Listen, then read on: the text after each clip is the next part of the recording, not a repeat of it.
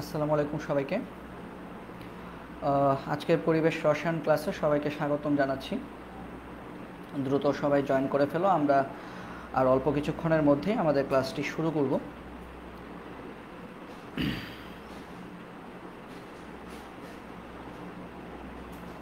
তো সবাই দ্রুত জয়েন করে ফেলো।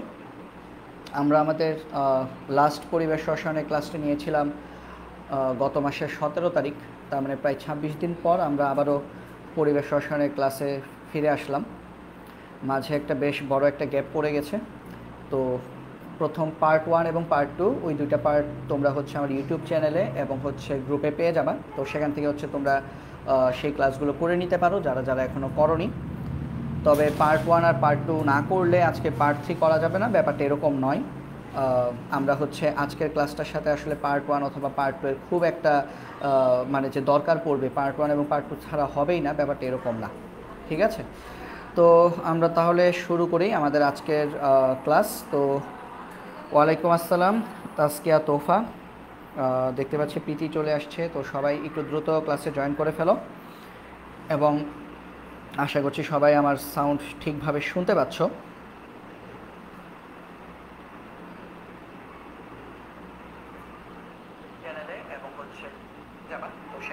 আচ্ছা, আমি তাও একটু চেক করে নিই যে সবাই ক্লিয়ারলি শুনতে পাচ্ছ কিনা আমাকে।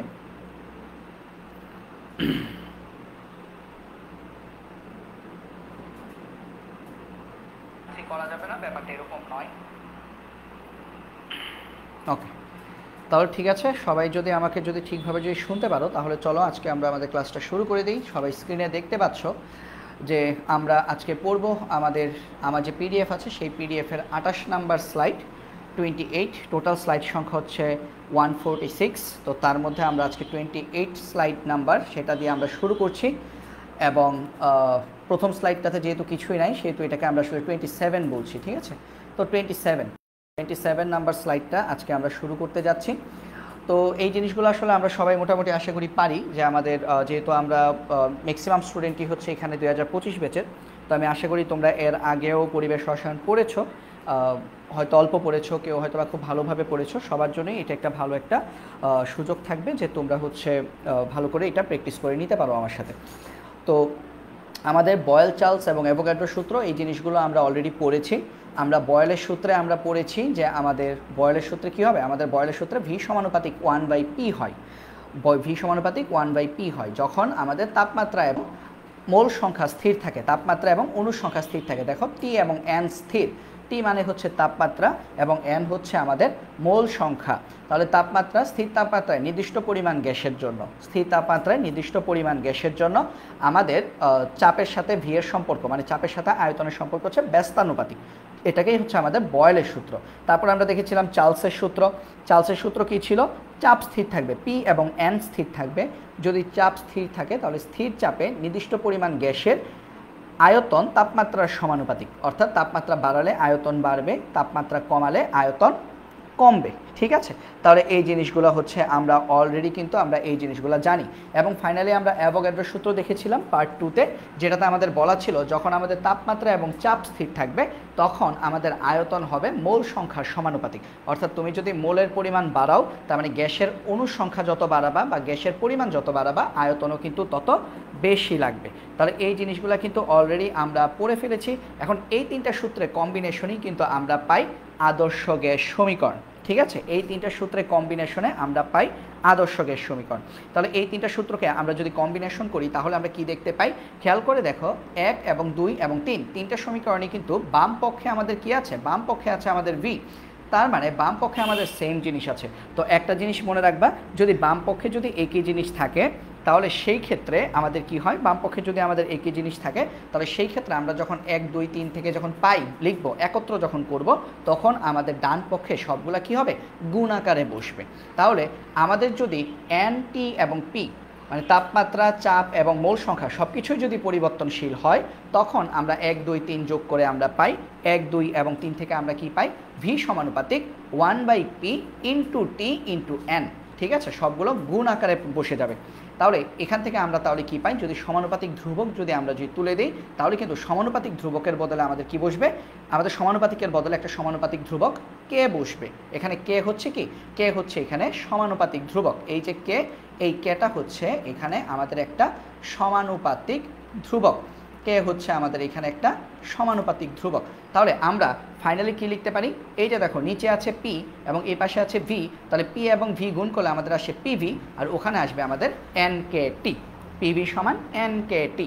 এখন PV equal to N K T আমরা কখন ব্যবহার করি, যখন আমরা একটি দুইটি মানে নির্দিষ্ট সংখ্যক অণুর সংখ্যা যখন বলে দিবে তখন আমাদের সূত্র হচ্ছে PV equal to N Katie.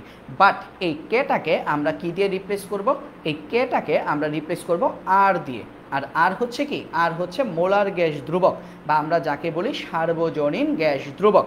ঠিক আছে, তো তাপমাত্রা ও চাপে 1 মোল গ্যাসের জন্য আয়তন সমান, যাকে আমরা বলি মোলার আয়তন, এটি কে এর মানের সমান। তো কে কে মোলার আয়তন আর দ্বারা প্রতিস্থাপন করা যায় তখন এটার ফর্মুলা দ্বারাই পিভি সমান এনআরটি, এবং এটাই হচ্ছে আমাদের আদর্শ গ্যাস সমীকরণ। তো আমাদের আসলে এই স্লাইডটা থেকে কি জানতে হবে বলো তো, আমাদের এই স্লাইডটা থেকে শুধু এতটুকু জানলেই চলবে যে আদর্শ গ্যাস সমীকরণের সূত্র হচ্ছে পিভি ইকুয়াল টু এনআরটি, যেখানে পি হচ্ছে গ্যাসের চাপ, ভি হচ্ছে আয়তন, এন হচ্ছে মোল সংখ্যা, আর হচ্ছে মোলার গ্যাস ধ্রুবক এবং টি হচ্ছে আমাদের তাপমাত্রা। তো এখানে আমাদের আর এর মান চেঞ্জ হতে পারে, আর এর লিটার এটিএম এককে মান থাকে, আর এর মান এসআই এককে হতে পারে। এর বাইরে অ্যাডমিশনে যখন তোমরা যাবা তখন আরও দুইটা এককের সাথে তোমাদের পরিচয় হবে, একটা হচ্ছে সিজিএস একক আর একটা হচ্ছে ক্যালোরি একক। তো ওই দুইটা একক স্লাইডে নাই, ভাইয়া লিখে দিব তোমাদেরকে, বাট বোর্ড পরীক্ষার জন্য আমাদের আর এর মান লিটার এটিএম একক এবং এসআই একক এই দুটি এককে শিখতে হবে। আচ্ছা, আর পি তো চাপ আর ভি কি আয়তন। আচ্ছা, এটি গ্যাসের আদর্শ গ্যাস সমীকরণ নামে পরিচিত। ওকে, এখন আসো আমরা আদর্শ গ্যাস ধ্রুবকের মানগুলো, ওই যে বললাম আর এর মান, আদর্শ গ্যাস ধ্রুবকের মান তার মানে কি আর এর মান বের করাটা শিখি। খেয়াল করে দেখো, আমরা পড়েছি পিভি সমান এনআরটি, যদি এককটা লিটার লিটার বায়ুচাপ একক, লিটার বায়ুচাপ একক মানে কি, লিটার বায়ুচাপ একক মানে লিটার এটিএম একক। যদি আমরা লিটার অ্যাটমসফেরিক প্রেশার এককে আর এর মান বের করতে চাই, এটার মানে কি, এটার মানে হচ্ছে ভি এর মানটা হবে তোমার লিটার এককে, আর পি চাপ হবে অ্যাটমসফেরিক প্রেশার এককে বা এটিএম এককে। তাহলে দেখো এই স্কেলে চাপকে আমরা এটিএম এবং আয়তনকে আমরা লিটার দ্বারা সূচিত করব। চাপ মানে কি পি, তার মানে পিকে আমরা এটিএম দিয়ে সূচিত করব এবং আয়তন ভিকে আমরা লিটার দ্বারা সূচিত করব। সূচিত করলে আমরা কি পাই, দেখো আমাদের মূল সূত্রকে পিভি ইকুয়াল টু এনআরটি, তাহলে সেখান থেকে আমরা যদি আর বের করতে চাই তাহলে আর ইকুয়াল টু কত আসবে, PV by NT. R equal to আসবে পিভি বাই এনটি। তাহলে এখানে পি এর মান, ভি এর মান, এন এর মান এবং টি এর মান বসাবো। আমরা কোন এককে ব্যবহার করছি, এসটিপিতে মুখস্থ করছি, আমাদের সব ম্যাথই এসটিপি এককে আসে। তাহলে এসটিপিতে যদি হয়, খেয়াল করো এই পাশে লেখা আছে 1 মোল গ্যাসের আয়তন এসটিপিতে 22.4 লিটার, তার মানে ভি এর মান বসাবো আমরা 22.4 লিটার। তাহলে এসটিপি মানে স্ট্যান্ডার্ড টেম্পারেচার অ্যান্ড প্রেশার, এসটিপিতে চাপের মান কত, লিটার এটিএম এককে চাপের মান 1 এটিএম 1 অ্যাটমসফেরিক প্রেশার, আয়তন কত 22.4 লিটার, মোল কত, 1 মোল গ্যাস নিয়ে কাজ করছি তাহলে মোল সবসময় 1 মোল, এসটিপিতে তাপমাত্রা কত 0 ডিগ্রি সেলসিয়াস বা 273 কেলভিন। এই জিনিসগুলো আমাদের একটু মনে রাখতে হবে। এসটিপিতে আমরা যদি লিটার এটিএম একক যদি ব্যবহার করতে চাই সেই ক্ষেত্রে চাপ হবে 1 এটিএম, আমাদের আয়তন হবে 22.4 লিটার, মোল সংখ্যা 1 মোল এবং তাপমাত্রা 273 কেলভিন। একটা জিনিস খেয়াল রাখবা, এন এবং টি পরিবর্তনশীল হয় না, অপরিবর্তনশীল, মানে এন যে কোনো এককে এন এর মান 1 মোল, টি এর মান 273 কেলভিন, যদি সেটা এসটিপি এককে হয়ে থাকে। ঠিক আছে, এসটিপি একক হলে সকল এককেই আমাদের মানটা কত হবে, এন এর মান হবে 1 এবং টি এর মান হবে আমাদের 273। ঠিক আছে, তো এটা সবাই মনে রাখবা। আচ্ছা, এখন আমরা যদি দেখি এই মানগুলো আমরা যদি বসাই নিচে, তাহলে খেয়াল করো তো কি দেখতে পাচ্ছ, এই মানগুলো যদি নিচে যদি বসাও তাহলে তুমি দেখতে পাচ্ছ যে পি এর একক বসিয়েছ 1 এটিএম, এই যে 1 এটিএম, তারপর ভি এর একক বসিয়েছ, মান বসিয়েছ 22.4 লিটার, এন সমান বসিয়েছ 1 মোল এবং টি সমান বসিয়েছ 273 কেলভিন। সব কিছু তুমি যদি ক্যালকুলেশন করো তাহলে লিটার এটিএম এককে তোমার আর এর মান মুখস্থ করবা, সেটা হচ্ছে 0.0821 লিটার এটিএম এককে আর এর মান হচ্ছে 0.0821। এটা সবাই মুখস্থ রাখবেন, এটা কিন্তু পরীক্ষার প্রশ্নে দেওয়া থাকবে না। আমি যখন দেখব পরীক্ষার প্রশ্নে যে পি এটিএম এককে আছে, ভি লিটার এককে আছে, তখন আমরা আর এর মান ব্যবহার করব 0.0821। এককটা কি? একক খেয়াল করো, উপরে আছে লিটার, উপরে আছে এটিএম, তাহলে এই দেখো লিটার এটিএম, নিচে আছে কেলভিন, নিচে আছে মোল, তাহলে পার মোল পার কেলভিন। একক তাহলে আমাদের কি আসতেছে 0.0821 লিটার এটিএম পার মোল পার কেলভিন, মানে কেলভিন ইনভার্স 1 আগেও লেখা যায় পরেও লেখা যায়, ঠিক আছে? চাইলে এটা তোমরা এইভাবেও লিখতে পারো 0.0821 লিটার এটিএম পার মোল পার কেলভিন, এভাবেও লেখা যায়। তাহলে এটা হচ্ছে আমাদের লিটার অ্যাটমসফেরিক প্রেশার এককে বা লিটার বায়ুচাপ এককে আর এর মান, মোলার গ্যাস ধ্রুবক বা সর্বজনীন গ্যাস ধ্রুবকের মান একক সহ। এখন আসো আমরা দেখি আমাদের এসআই এককটা কি বলে। এসআই একক কি? এসআই এককে আমরা জানি, এসআই এককে আমরা আয়তনকে আমরা মাপি মিটার কিউবে এবং চাপকে আমরা মাপি নিউটন পার মিটার স্কোয়ার, বা এটাকে আমরা কি বলি? Pascal. Newton per metre square বা প্যাসকেল এককে আমরা চাপ পরিমাপ করে থাকি। তাহলে এই ক্ষেত্রে আমাদের কি দাঁড়াবে দেখো, R equal to PV by NT. এসটিপিতে পি এর মান যদি নিউটন পার মিটার স্কোয়ার অথবা প্যাসকেল এককে যদি বের করতে চাও, তাহলে পি এর মান কত আসবে? 10, 13, 25 নিউটন পার মিটার স্কোয়ার বা 10, 13, 25 প্যাসকেল। এটাকে আমরা এইভাবেও লিখতে পারি, যদি প্যাসকেলে বের করতে চাও 10, 13, 25 প্যাসকেল। মানে মনে রাখবা 1 প্যাসকেল সমান 1 newton per metre square, 1 newton per metre square. এই এককটা বিজ্ঞানী প্যাসকেল আবিষ্কার করেছেন, এই কারণে তার নামানুযায়ী চাপের এককে প্যাসকেল বলা হয়। তারপরে দেখো ভি এর মান কত? ভি আসবে আমাদের, আমরা পড়েছি ভি এর মান লিটারে ছিল কত? 22.4 লিটার বা 22.414 লিটার, 22.414 লিটার। এত ডিটেলস লিখতে হবে না, 4141 লেখার আসলে আমি কোনো দরকার দেখছি না, এটা 22.4 লিখলেই হয়, 22.4 লিটার। তাহলে লিটার থেকে মিটার কিউবে গেলে কি করতে হয়? tan ইনভার্স 3 দিয়ে গুণ দিতে হয়। এইটাও তোমরা একটু মনে রেখো যে 1 লিটার সমান tan ইনভার্স 3 মিটার কিউব। তাহলে 22.4 লিটার সমান কি হবে? 22.4 into tan inverse 3 metre cube.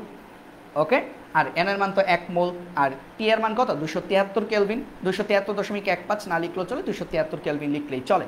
তাহলে আমরা এখন এই মানগুলো বসিয়ে দিব। পি এর মান 10, 13, 25 newton per metre square, V এর মান 22.4 into tan inverse 3 metre cube, N এর মান 1 মোল, টি এর মান 273.15 বা 273। যদি হিসাব করো তাহলে তোমার আনসারটা আসবে 8.314। এত ডিটেলসে লিখতে হবে না, 8.314। 8.314 আর এককটা কি আসবে খেয়াল করো, উপর হচ্ছে নিউটন পার মিটার স্কোয়ার আর মিটার কিউব। তাহলে মিটার কিউব এবং এই মিটার ইনভার্স 2 কাটলে উপরে একটা মিটার থেকে যায়, তার মানে উপরে থাকবে নিউটন আর মিটার। এই যে দেখো নিউটন মিটার, আর নিচে কি আছে? কেলভিন, অর্থাৎ পার কেলভিন পার মোল। আর এই নিউটন মিটার মানে কি? জুল, অর্থাৎ নিউটন মিটার মানে হচ্ছে জুল পার কেলভিন পার মোল। তাহলে আমাদের এসআই এককে আর এর মান কত আসবে? 8.314 জুল পার মোল পার কেলভিন। তাহলে এসআই এককে আর এর মান আসছে আমাদের 8.314 জুল পার মোল পার কেলভিন। তো এই দুইটা সূত্র আমাদের অবশ্যই মুখস্থ রাখতে হবে, আর এর একক, এই দুইটা মান আমাদের অবশ্যই মুখস্থ রাখতে হবে। এর বাইরে অ্যাডমিশনের জন্য যখন আমরা ঢাবিতে বা ইঞ্জিনিয়ারিং বা অ্যাডমিশন যখন যাব, তখন আমাদের অনেক সময় সিজিএস একক অথবা ক্যালোরি এককে অঙ্ক আসতে পারে। ক্যালোরি আসে না, সিজিএস এককে আসতে পারে। তাহলে সেক্ষেত্রে আমাদের আরও দুইটা ভ্যালু আমরা একটু শিখে রাখি। তাহলে সার্বজনীনভাবে আমি একটু লিখে দিই। দেখো, আমি লিখলাম টাইপ এবং আমি লিখলাম, এখানে লিখলাম আর।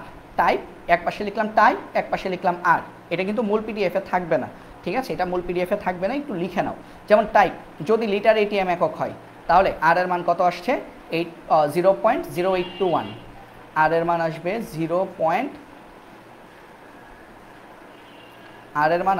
0.0821 লিটার এটিএম পার মোল পার কেলভিন। কেলভিন মোল আগে পরে লেখা যাবে, কোনো সমস্যা নেই। তারপর যদি এসআই একক হয়, এসআই এককের মানটা কত আসবে? 8.314 জুল পার মোল পার কেলভিন, ঠিক আছে? সিজিএস এককে কত আসবে? মনে রাখবা এসআই এককে যা আসে সিজিএস এককেও তাই আসে, শুধু এটাকে 10⁻7 দিয়ে গুণ দিতে হয়। আর জুলের জায়গায় হবে আর্ক, ERG। সিজিএস এককে শক্তির মান, শক্তির একক হচ্ছে আর্ক, আর্ক পার মোল পার কেলভিন। তাহলে খেয়াল করো, তুমি যে এসআই এককটা তুমি মনে রাখতে পারছো, সেটার সাথে 10⁻7 গুণ দিয়ে দিলেই কিন্তু আমরা সিজিএস এককে আমরা আর এর মান পেয়ে যাচ্ছি। আর ক্যালোরি এককটা কিভাবে? ক্যালোরি একক, CAL, ক্যালোরি একক। ক্যালোরি একক হচ্ছে এসআই এককে যেটা পাবা, এসআই এককে যে মানটা পেয়েছো 8.314, সেটাকে তোমাদের 4.24 দিয়ে ভাগ করতে হবে। ভাগ করলে এটা আসবে 1.96। মনে রাখবা 1.96, আর এটার একক কী হয়ে যাবে? ক্যালোরি পার মোল পার কেলভিন, ক্যালোরি পার মোল পার কেলভিন। তো এই জিনিসগুলো হচ্ছে তোমরা একটু মনে রেখো। চার রকমভাবে আমাদের আর এর মান আসতে পারে। সিজিএস একক এবং ক্যালোরি একক দিয়ে অঙ্ক না আসলো আমাদের এমসিকিউর জন্য কিন্তু এটা গুরুত্বপূর্ণ। যদি একটু হার্ড টাইপের এমসিকিউ করতে চাই সেই ক্ষেত্রে কিন্তু আমাদের চলে আসতে পারে যে সিজিএস এককে আর এর মান কত।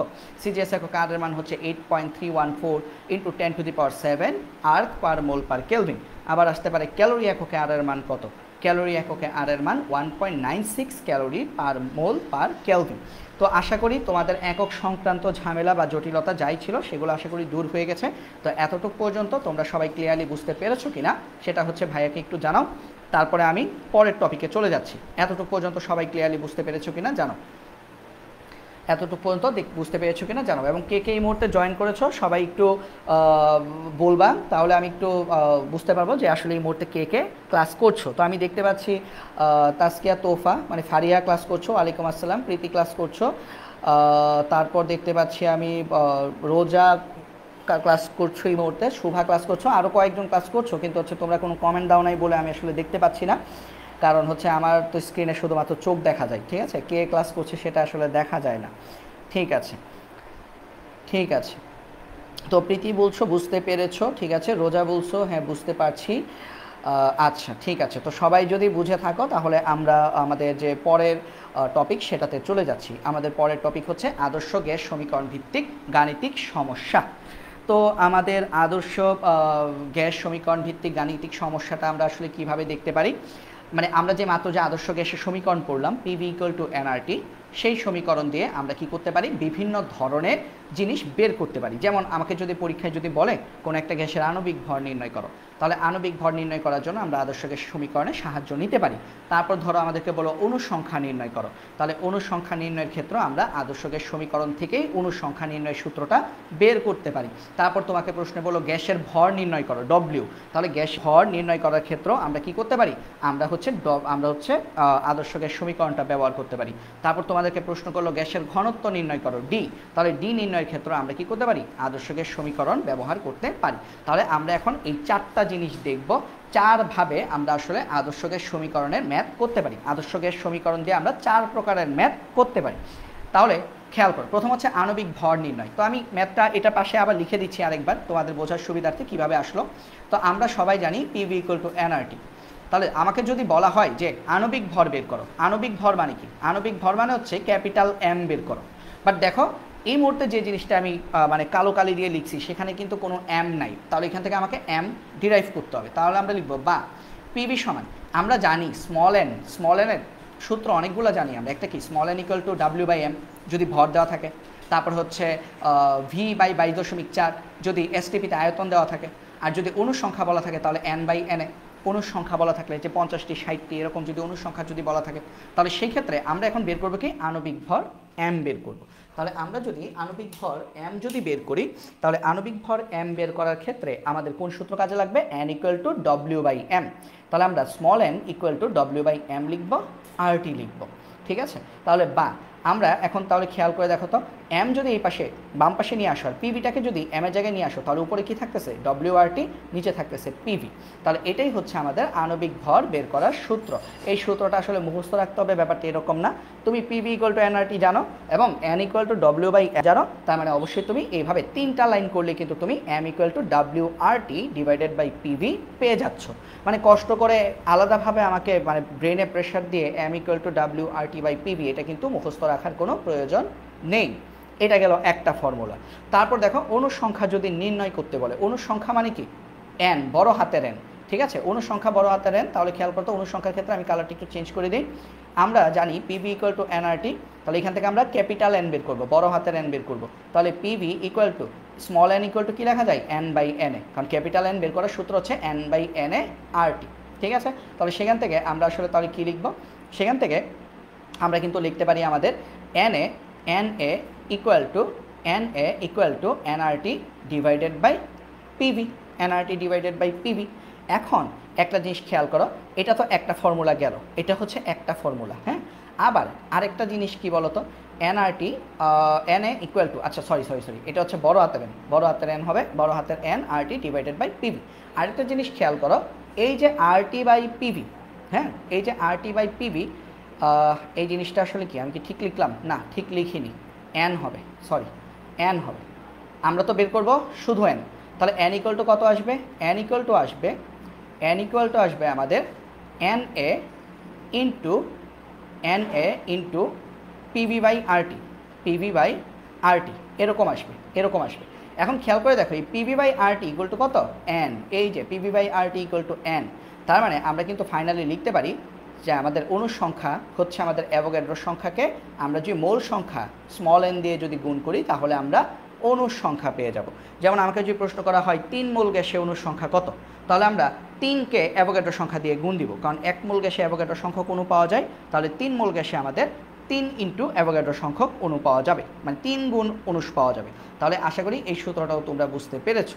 তারপর আমরা যদি দেখি গ্যাসের ভর নির্ণয়, ডব্লিউ বের করব। গ্যাসের ভর নির্ণয়ের সূত্রটা আমরা কীভাবে বের করতে পারি, খেয়াল করো। গ্যাসের ভর নির্ণয় আমি যদি এই কালি দিয়ে যদি লিখি ডব্লিউ বের করব, তাহলে পিভি ইকুয়াল টু এনআরটি, তাহলে ডব্লিউর জন্য আমাদের কি লাগবে, N equal to W by M RT. তাহলে আমরা এখন ডব্লিউ বের করব, তাহলে বা আমরা লিখতে পারি W RT equal to PVM, তাহলে আমাদের ডব্লিউ ইকুয়াল টু হবে PVM divided by RT, PVM divided by RT. এই যে দেখো পিএমভি আর পিভিএম একই কথা, তাহলে পিভিএম ডিভাইডেড বাই আরটি, এটা হচ্ছে আমরা লিখতে পারি আমাদের ভর নির্ণয়ের ক্ষেত্রে। তাহলে দেখো ব্যাপারটা হচ্ছে এরকম যে আমাদের প্রত্যেকটা জিনিস বের করার জন্য আমাদের কি লাগতেছে, প্রত্যেকটা জিনিস বের করতে কিন্তু আমাদের কিন্তু পিভি ইকুয়াল টু এনআরটি এই সূত্রটাই আমাদের লাগছে, ঠিক আছে। তারপর খেয়াল করে দেখো গ্যাসের ঘনত্ব নির্ণয়ের ক্ষেত্রে আমরা কি করতে পারি, গ্যাসের ঘনত্ব মানে কি ডি, গ্যাসের ঘনত্ব মানে কি ডি, ডেনসিটি। তাহলে গ্যাসের ঘনত্ব আমরা কীভাবে বের করতে পারি, দেখো গ্যাসের ঘনত্ব আমরা বের করতে পারি এভাবে, পিভি ইকুয়াল টু এনআরটি। আমরা জানি পিভি ইকুয়াল টু এনআরটি, আমার উদ্দেশ্য কি ডি বের করা, এখানে কোথাও ডি নাই, তাই না, কোথাও ডি নাই। তাহলে আমরা লিখতে পারি PV equal to W by M RT, PV equal to W by M RT. তাহলে এখন একটা কাজ করি, আমরা ভি আর এম এই দুটাকে রিপ্লেস করি, তাহলে PM equal to W by V RT, মানে ভি এর জায়গায় এম কে নিলাম, এম এর জায়গায় ভি কে নিলাম। কেন নিলাম মনে রাখবা, ডাব্লিউ বাই ভি, ডাব্লিউ কি ভর আর ভি কি আয়তন, ভর বাই আয়তন ইকুয়াল টু কি ডেনসিটি বা ঘনত্ব, ঘনত্ব মানে কি ভর বাই আয়তন। তাহলে ডাব্লিউ বাই ভি এর জায়গায় আমরা ডি লিখতে পারি, অর্থাৎ পিএম ইকুয়াল টু আমরা লিখতে পারি ডি আর টি। তাহলে ফাইনালি আমরা D R T equal to কী লিখতে পারি, ডি ইকুয়াল টু কী লিখতে পারি, ডি ইকুয়াল টু লিখতে পারি পিএম ডিভাইডেড বাই আরটি। এই ফর্মুলাটা তোমরা ছন্দের মধ্যেই মনে রাখতে পারো যে D equal to PM by RT, এটা আসলে মুখস্থ করা সহজ, D equal to PM by RT, এটা আসলে মুখে লেগেই থাকে, D equal to PM by RT. বা বলতে পারো পিএম মানে কি prime minister, D equal to prime minister by RT, তাহলে D equal to PM by RT. তাহলে দেখো আমরা কিন্তু ওই 4 রকমের সূত্র আমরা পিভি ইকুয়াল টু এনআরটি বা আদর্শ গ্যাস সমীকরণ থেকে বের করে নিয়ে আসতে পারি। সূত্রগুলো কি আরেকবার আমি তোমাদেরকে একটু দেখিয়ে নিচ্ছি। আণবিক ভর এম, এম ইকুয়াল টু হচ্ছে W RT divided by PV. তারপর হচ্ছে অণুর সংখ্যা N, N equal to N A into small N. তারপর গ্যাসের ভর নির্ণয় W, W equal to PVM by RT বা পিএমভি বাই আরটি, এবং গ্যাসের ঘনত্ব D equal to PM by RT. তো চলো তাহলে আমরা এখন কি করি, আমরা হচ্ছে এই রিলেটেড কয়েকটা ম্যাথ করি। ম্যাথ করলে আমাদের হচ্ছে সূত্রগুলো সম্পর্কে আরেকটু ভালো ধারণা তৈরি হবে। খেয়াল করো, বলছে গ্যাসটির আণবিক ভর কত, গ্যাসটির আণবিক ভর কত বের করতে বলেছে। এই যে দেখো আণবিক ভর, গ্যাসটির আণবিক ভর কত সেটা আমাকে বের করতে বলেছে। তাহলে গ্যাসটির আণবিক ভর কত হবে, গ্যাসটির আণবিক ভর হচ্ছে আমাদের এম, এম বের করতে বলছে, এম ইকুয়াল টু হোয়াট। তাহলে এম কত হবে আমাদের, বলছে 25 ডিগ্রি সেলসিয়াস তাপমাত্রা, তার মানে এখানে আমাকে টি দেওয়া আছে, চাপ দেওয়া আছে, পি এটিএমে দেওয়া আছে, খেয়াল করো, লিটার আয়তন দেওয়া আছে মিলিলিটারে, মানে এটাকে লিটারে নেওয়া যাবে। তাহলে খেয়াল করো তো তোমরা খেয়াল করো, চাপ দেওয়া আছে এটিএম এককে, আয়তন দেওয়া আছে লিটার এককে, মিলিলিটার মানে কি লিটারে নেওয়া যাবে। তাহলে আর এর মানটা কি দিয়ে ব্যবহার করবা, আর কিন্তু লিটার এটিএম এককের আর ব্যবহার করতে হবে। লিটার এটিএম এর আর কত, 0.0821। খেয়াল করছো, পি এবং ভি দেখে আমরা আর নির্ধারণ করব। এটা কিন্তু এসআই একক দিয়ে করলে হবে না। এসআই একক দিয়ে যদি করতে চাও তাহলে এটিএমকে আগে তোমার নিউটন পার মিটার স্কোয়ারে নিতে হবে, মিলিলিটারকে তোমার মিটার কিউবে নিতে হবে। তো কি দরকার কষ্ট করার, আমরা এর থেকে ভালো লিটার আর এটিএমে রেখে আরটাকে আমরা লিটার এটিএম এককে নিয়ে যাব। ভর দেওয়া আছে ডব্লিউ, ডব্লিউ দেওয়া আছে দেখো 1.29 গ্রাম, বের করতে বলছে আণবিক ভর কত। তো আমি লিখি এখানে, আমরা জানি পিভি ইকুয়াল টু এনআরটি, ডিটেলসে করব, পিভি ইকুয়াল টু এনআরটি বা PV equal to n equal to W by M RT, W by M RT বা M equal to W RT divided by PV, এখন আমরা মান বসাবো, এখানে একটু লিখে রাখি মানগুলো। এখানে টি হচ্ছে 25 ডিগ্রি সেলসিয়াস, তার মানে 298 kelvin. P 0.987 ATM, V 500 ml, লিটারে নিব, 1000 দিয়ে ভাগ করলে আসবে 0.5 লিটার। ডব্লিউ 1.29 গ্রাম। আর আর এর মান, যেহেতু আমরা পি এবং ভি আমরা লিটার এবং এটিএম এককে নিয়েছি, তার মানে আর এর মান হবে 0.0821 লিটার এটিএম পার মোল পার কেলভিন, পার মোল পার কেলভিন। তাহলে এই মানগুলো তোমরা সব এখানে বসাবা। এম ইকুয়াল টু ডব্লিউর মান বসাবা 1.29, আর এর মান বসাবা 0.0821, টি এর মান বসাবা 298, ডিভাইডেড বাই পি এর মান বসাবা 0.987 এবং ভি এর মান বসাবা 0.5। যদি বসাও তাহলে তোমাদের আণবিক ভর চলে আসবে। তাহলে সুতরাং এম ইকুয়াল টু আণবিক ভর কত আসবে ক্যালকুলেশন করে ফেলো। 1.29 into 0.0821 into 298 divided by 0.987 into 0.5, 63.95 আসবে। ঠিক আছে, 63.95 আসবে। এটা হচ্ছে আমাদের আণবিক ভর। তো আশা করি এই ম্যাথটা তোমরা সবাই ক্লিয়ারলি বুঝতে পেরেছো।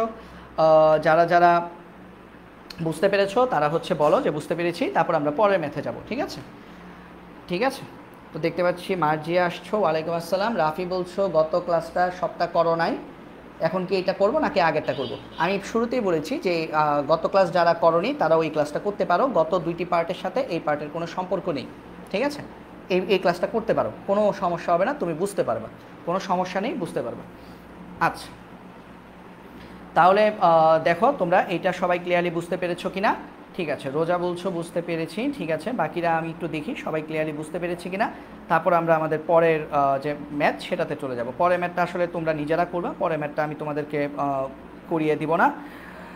ঠিক আছে, সাফাও আসছো, ওয়ালাইকুম আসসালাম। ঠিক আছে, তাহলে পরের ম্যাথটা হচ্ছে তোমরা নিজেরা করবা, পরের ম্যাথ নিজেরা করবা। পরের ম্যাথটা আমি তোমাদের জন্য দেখাই দিচ্ছি। পরের ম্যাথ হচ্ছে এটা, অণুর সংখ্যা কত বের করো। অণুর সংখ্যা কত, লেটস ট্রাই। অণুর সংখ্যা কত বের করো। অণুর সংখ্যা কতটি, অণুর সংখ্যা কতটি বের করতে হবে।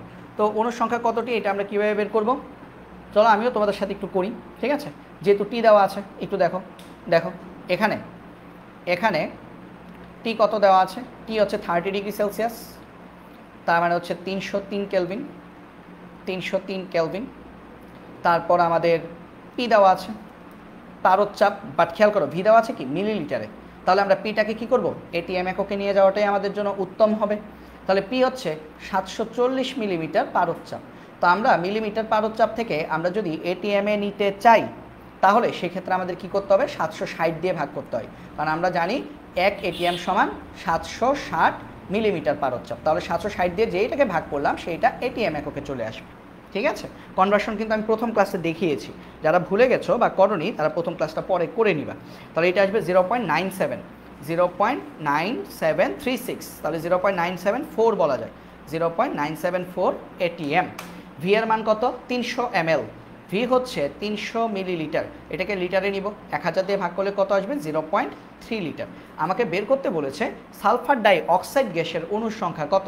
দেখো সালফার ডাই অক্সাইড বলছে, সালফার ডাই অক্সাইড বললে সালফার ডাই অক্সাইডের আণবিক ভর জানবো আমরা। সালফার ডাই অক্সাইড এস কত, সালফারের পারমাণবিক ভর হচ্ছে 32, অক্সিজেন দুইটা 32, তাহলে আণবিক ভর হচ্ছে 64। ঠিক আছে, 64 গ্রাম পার মোল, আণবিক ভরের একক হচ্ছে গ্রাম পার মোল। তাহলে যেহেতু সালফার ডাই অক্সাইড বলছে তার মানে আমি এটার আণবিক ভরটা বের করতে পারলাম। ঠিক আছে, অণুর সংখ্যা কতটি আমাকে বের করতে বলছে, অণুর সংখ্যা কত, এন কত, এন ইকুয়াল টু হোয়াট। আর অ্যাভোগাড্রোর সংখ্যা তো আমরা জানি 6.023 ইন্টু 10⁻23। তাহলে আমরা এখানে অণুর সংখ্যাটি কত সেটা বের করব। তাহলে দেখো আমরা বের করে ফেলি। আমরা জানি পিভি সমান এনআরটি, পিভি সমান এন আর টি, তাহলে বা N equal to PV by RT, বা আমাদের এন ইকুয়াল টু আবার আমরা কি বলতে পারি, এন বাই এন এ সংখ্যা দিয়ে বের করতে বলে, equal to PV by RT.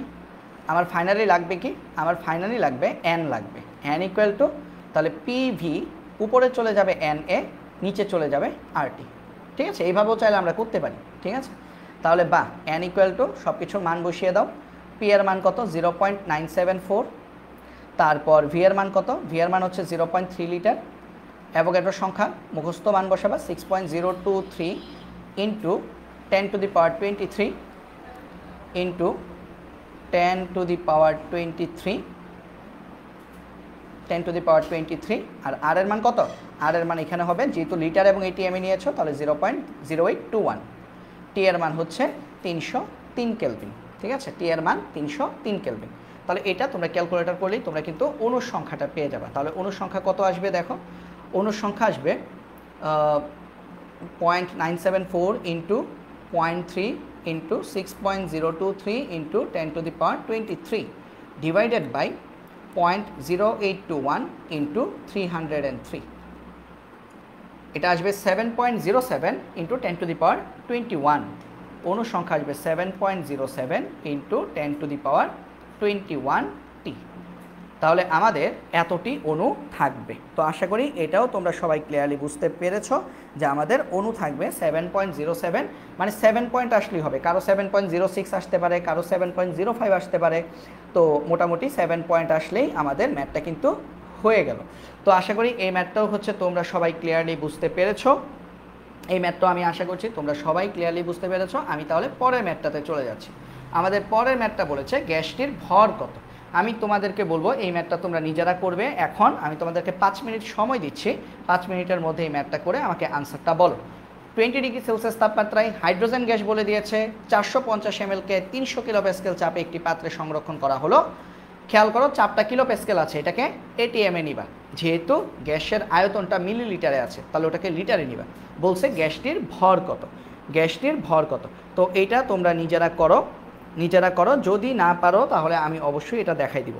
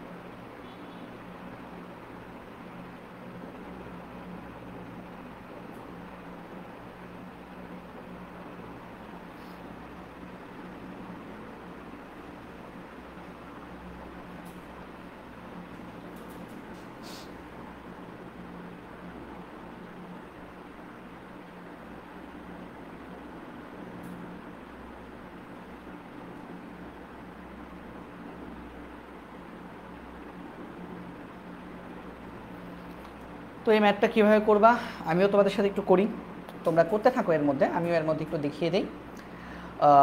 দেখো এটা টি টেম্পারেচার আমাদেরকে বলেছে 20 degree Celsius, that means 293 kelvin.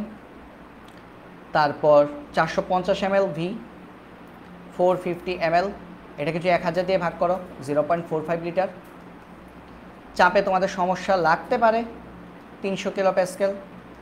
তো মনে রাখবা এটাকে থেকে যদি এটিএমে নিতে চাও 1 এটিএম সমান কত 10 13 25 প্যাসকেল, ঠিক আছে, বাট কিলো প্যাসকেলে কত 101.325। তাহলে 300-কে যদি 101.325 দিয়ে ভাগ করো তাহলে সেটা এটিএমে চলে যাবে। তো দেখো আমরা কিন্তু ম্যাথগুলোর মাধ্যমে কনভার্সনটাও কিন্তু আরেকবার ঝালাই করে নিচ্ছি। তাহলে এটা কত আসবে 300 ডিভাইডেড বাই 101.325, 2.96 এটিএম, 2.96 এটিএম। তারপরে আর কি দেওয়া আছে, একটি পাত্রে সংরক্ষণ করা হলো গ্যাসটির ভর কত। গ্যাসের আণবিক ভর বের করা যাবে, কারণ গ্যাসটি বলা আছে হাইড্রোজেন গ্যাস, হাইড্রোজেন গ্যাসের আণবিক ভর হচ্ছে 2, তাহলে গ্যাসটির আণবিক ভর হচ্ছে 2 গ্রাম পার মোল। আমাকে বের করতে বলছে গ্যাসটির ভর কত, ডব্লিউ কত।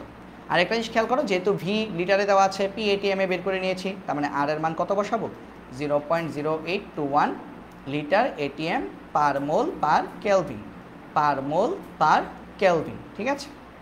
তো আমাদের এই মানগুলো আমরা যদি বসাই আমরা ডব্লিউ বের করব, গ্যাসটির ভর বের করব আমরা, গ্যাসটির ভর। তাহলে আমরা জানি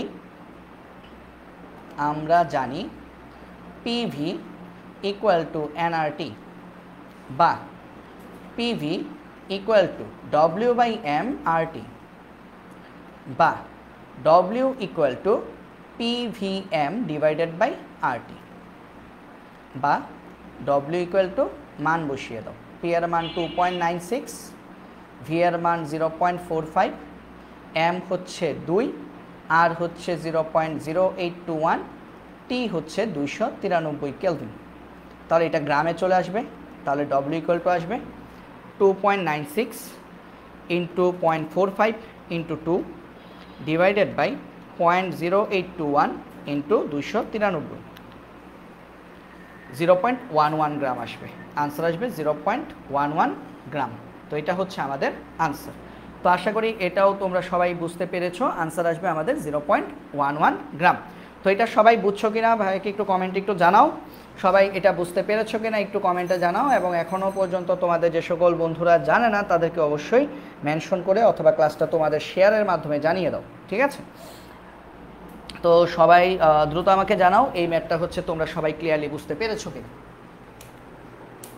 ঠিক আছে? এই ম্যাথটা সবাই ক্লিয়ারলি বুঝতে পেরেছো কিনা সবাই আমাকে দ্রুত জানাও।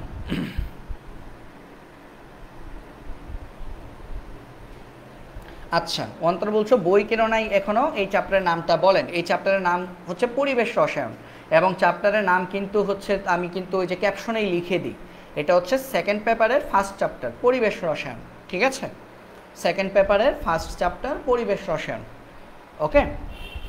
তো এটার আরও 2টি ক্লাস হয়েছে, আজকে হচ্ছে এটার পার্ট 3। আগে 2টা ক্লাস কোথায় পাবা? ইউটিউবে যাবা, সেখানে পেয়ে যাবা। আচ্ছা, এর বাইরে কোথায় পেতে পারো? গ্রুপে হচ্ছে সার্চ দিবা, আমাদের যে ফেসবুক গ্রুপ আছে সেখানে আমি লাস্ট নাইটও ক্লাসগুলো দিয়েছি, আজকে সকালে বোধহয় দিয়েছি, সকালে আবার ক্লাসগুলো আমি রিপোস্ট করেছি, তো সেখানে গেলেও পেয়ে যাবা, ওকে? ক্লাসগুলো কিন্তু পেয়ে যাবা। আচ্ছা ঠিক আছে। তো আচ্ছা ঠিক আছে, ঠিক আছে। সাদিয়া বলছো বুঝছি, সাফা বুঝতে পেরেছি, ওকে ফাইন। তাহলে চলো আমরা আমাদের পরের অঙ্কতে চলে যাই। পরের ম্যাথটাতে বলছে ঘনত্ব কত। ঘনত্ব মানে কি? D equal to P M by R T. D equal to P M by R T. যদি আমরা এইভাবে সরাসরি করবো না, আমরা মানে যাতে সূত্রগুলো আমাদের প্র্যাকটিসে থাকে এই জন্য আমরা একটু ডিটেলসে করবো। তাহলে এখানে টি কত? এখানে টি হচ্ছে 27 ডিগ্রি সেলসিয়াস। 27 ডিগ্রি সেলসিয়াস মানে হচ্ছে 300 কেলভিন। তারপর হচ্ছে আমাদের চাপ কত? 76 সেন্টিমিটার পারদ-চাপ। তো তোমরা জানো সেন্টিমিটার থেকে যদি এটিএমে নিতে হয় ভাগ করতে হয় কত দিয়ে? 76 দিয়ে ভাগ করবো। তাহলে 76 সেন্টিমিটার পারদ-চাপ মানে কি? 1 এটিএম চাপ। তাহলে পি সমান হচ্ছে আমাদের, পি হচ্ছে 76 সেন্টিমিটার পারদ-চাপ। তো 76 সেন্টিমিটার পারদ-চাপ তার মানে কত? 1 এটিএম।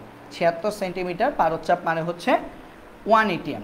তারপরে দেখো তোমরা বলতে পারো যে ভাইয়া এখানে তো হচ্ছে কোনো ভি দেওয়া নাই, আয়তন দেওয়া নাই। লাগবে না ভাইয়া, কেন বলো তো? কারণ D equal to P M by R T, P M divided by R T. এখানে কোনো ভি আছে? নাই। তাহলে এই জন্য প্রশ্নেও কোনো ভি দেয় নাই। প্রশ্নে যদি কোনো ভি দিত সেটা আসলে আমাদের কোনো কাজে আসতো না, কারণ ডি এর সূত্রে কিন্তু আমাদের ভিটা কি হয়ে যায়? ভ্যানিশ হয়ে যায়। তাহলে দেখো নাইট্রোজেন গ্যাস বলেছে, তার মানে এম কত? Nitrogen gas, nitrogen N2, nitrogen মানে কি? N2 gas. তাহলে N2 গ্যাসের জন্য এম এর মান কত? 28 গ্রাম পার মোল। কারণ নাইট্রোজেনের পারমাণবিক ভর হচ্ছে 14, তাহলে N2 দুইটা নাইট্রোজেনের আণবিক ভর কত হবে? 14 দুগুণে 28 গ্রাম পার মোল। এবং আর এর মান কত? পি এর মান যেহেতু এটিএম এককে, তার মানে আর এর মান হবে 0.0821 লিটার এটিএম পার মোল পার কেলভিন। ঠিক আছে? আমাকে বলছে ঘনত্ব ডি কত, ডি কত। তাহলে আমরা বের করবো D equal to P M by R T. যদি আমরা শুরু থেকে ম্যাথটা করবো, একটু ডিটেলসে করবো যাতে করে আমাদের মনে থাকে জিনিসটা।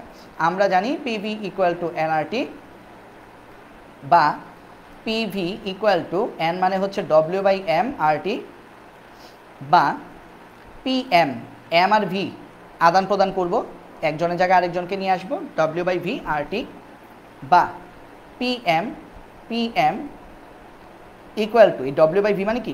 D R T. তাহলে বা D equal to PM by R T. যদি এমসিকিউতে আসে তাহলে তো তুমি সরাসরি এখান থেকে ক্যালকুলেটারে বসাই দিবা, বাট সিকিউ আসলে আমি তোমাদেরকে পরামর্শ দিব এইভাবে ডিটেলসে করবা, তাহলে ফুল মার্কস পাবা।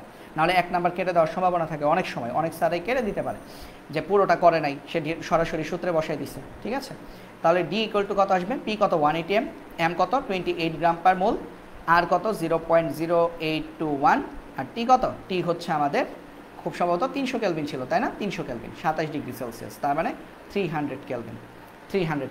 তাহলে সুতরাং ডি ইকুয়াল টু কত আসবে, উপরে হচ্ছে 1 × 28, তার মানে 28 ডিভাইডেড বাই 0.0821 ইন্টু 300, 1.136, তার মানে 1.14 লেখা যায়। আর এককটা কী হবে, গ্রাম পার লিটার, গ্রাম পার লিটার একক হবে গ্রাম পার লিটার। কেন, কারণ হচ্ছে আমরা কিন্তু আণবিক ভরটা গ্রামে নিয়েছি, গ্রাম পার মোল, তার মানে একক হবে গ্রাম পার লিটার, কারণ ঘনত্বের একক কি কেজি পার মিটার কিউব অথবা গ্রাম পার লিটার হয়। তাহলে ডেনসিটির আমাদের ঘনত্ব হবে এই গ্যাসের 1.14 গ্রাম পার লিটার। ঠিক আছে, তো দেখো আমরা কিন্তু খুব সহজে মোটামুটি আমাদের যতগুলো ফর্মুলা ছিল 4টা ফর্মুলা দিয়ে কিন্তু আমি তোমাদেরকে 4টা ম্যাথ করিয়ে দিলাম। 4টি ফর্মুলা দিয়ে আমরা 4টা ম্যাথ করে ফেলেছি। তাহলে এই ম্যাথগুলো হচ্ছে তোমরা বাসায় প্র্যাকটিস করবা। একটা দেখো, প্রথম ম্যাথে আমি আণবিক ভর বের করতে হয় কীভাবে সেটা শিখিয়েছি, আণবিক ভর বের করা। তারপরে ম্যাথে আমি অণুর সংখ্যা কীভাবে বের করতে হয় সেটা শিখিয়েছি। তারপরে ম্যাথে দেখো আমি গ্যাসের ভর ডব্লিউ কীভাবে বের করতে হয় সেটা শিখিয়েছি, এবং তারপরে দেখো ঘনত্ব কীভাবে বের করতে হয় সেটা শিখিয়েছি। তার মানে সিরিয়ালি 4টাই কিন্তু শিখিয়ে দিলাম। প্রথম শিখিয়েছি এম, তারপর শিখিয়েছি এন, তারপর শিখিয়েছি ডব্লিউ, তারপর শিখিয়েছি ডি, আণবিক ভর, তারপর হচ্ছে অণুর সংখ্যা, তারপর হচ্ছে গ্যাসের ভর, আর হচ্ছে ঘনত্ব। এই 4টা জিনিস কিন্তু আমরা এই 4ভাবে ম্যাথ করে ফেলতে পারি। ওকে, তাহলে এতটুকু পর্যন্ত ক্লিয়ার হওয়ার পর এখন আমরা শিখব গ্যাল-উসাকের চাপীয় সূত্র। গ্যাল-উসাকের চাপীয় সূত্রটা কি? গ্যাল-উসাকের চাপীয় সূত্র হচ্ছে ভাইয়া আমাদের চার্লসের সূত্রের মতোই। চার্লসের সূত্র ছিল ভি সমানুপাতিক টি, আর গ্যাল-উসাকের চাপীয় সূত্র হচ্ছে আমাদের পি সমানুপাতিক টি। ঠিক আছে, পি সমানুপাতিক টি হবে। তাহলে গ্যাল-উসাকের চাপীয় সূত্র কি? চাপীয় সূত্রটা হচ্ছে স্থির আয়তনে, আয়তনটা স্থির থাকবে, ভি স্থির থাকবে, নির্দিষ্ট ভরের কোনো আদর্শ গ্যাসের চাপ পি পরম তাপমাত্রা টি এর সমানুপাতিক। অর্থাৎ এই যে দেখো পি সমানুপাতিক টি, পি সমানুপাতিক টি যখন আয়তন ভি স্থির থাকবে। আয়তন ভি যদি স্থির থাকে তাহলে সেক্ষেত্রে আমাদের ফর্মুলাটা ফাইনালি দাঁড়াচ্ছে P1/T1 সমান P2/T2। এই ফর্মুলাটা আমাদেরকে মুখস্থ রাখতে হবে। কখন? যদি তোমাদেরকে প্রশ্নে বলে স্থির আয়তনে, বা তোমাদেরকে যদি বলে যে 5 লিটার গ্যাস আছে, প্রথম লাইনে বললো, তারপর বললো একই আয়তন, তাহলে একই আয়তন মানে কি? আয়তনটা আবার 5 লিটারই আছে, তাহলে এটা দিয়েও কিন্তু আমরা স্থির আয়তন বোঝাচ্ছি। তাহলে যখন আমরা দেখব উদ্দীপক পড়ে বা প্রশ্ন পড়ে যখন আমরা দেখব আয়তনটা স্থির, তখন আমরা বুঝবো এটা হচ্ছে গ্যাল-উসাকের চাপীয় সূত্র। এবং চাপীয় সূত্রটা কি? P1/T1 সমান P2/T2। ঠিক আছে, আর চাপীয় সূত্রের কেমন হয় গ্রাফটা, এই গ্রাফ নিয়ে আমরা পূর্বেও আলোচনা করেছি, যদিও গ্রাফটা আমাদের একটু বরাবরের মতো কিছুটা ভুল আছে। সেটা হচ্ছে গ্রাফের ফর্মুলাটা হবে এরকম। এটা কি? সমানুপাতিকের গ্রাফ। যারা পার্ট 1 পার্ট 2 করেছো তোমরা জানো সমানুপাতিকের গ্রাফে সম্পর্কটা কি? সমানুপাতিক, সমানুপাতিক সম্পর্ক পি সমানুপাতিক টি। তাহলে সমানুপাতিকের গ্রাফে আমি যদি ওয়াই অক্ষের সমান্তরাল একটা কি টানি, ওয়াই অক্ষের সমান্তরাল যদি একটা রেখা টানি, তাহলে রেখাটা সর্বোচ্চ যে বিন্দুতে ছেদ করবে সেটাই হবে সবচেয়ে বড় মান। তাহলে এখানে একটু ভুল আছে জিনিসটা, এটা ভুল, এটা আমাদের ভুল আছে, এটা আমি মুছে দিলাম। আমাদের এটা হবে কি? আমাদের এটা হবে, এই ক্ষেত্রে আমাকে যে প্রশ্ন বলে, এটা এমসিকিউতে আসবে যে নিচের কোনটি সঠিক। সঠিক হচ্ছে V1, এই আয়তনটা হবে সবচেয়ে বেশি, তারপর হবে V2, তারপর হবে V3, তারপর হবে V4। সমানুপাতিকের গ্রাফে আমাদের ওয়াই অক্ষের সাপেক্ষে, ওয়াই অক্ষের সমান্তরালে যদি আমরা একটা লাইন টানি, যে লাইন, এই যে রেড যে লাইনটা টানলাম, এটা কি? ওয়াই অক্ষের সমান্তরাল। সমানুপাতিকের গ্রাফে ওয়াই অক্ষের সমান্তরালে লাইন টানলে সেটা যে রেখাকে ছেদ করে, প্রথমে ছেদ করে, সর্বোচ্চ বিন্দুতে ছেদ করে, সেটাই হবে সবচেয়ে বড় মান।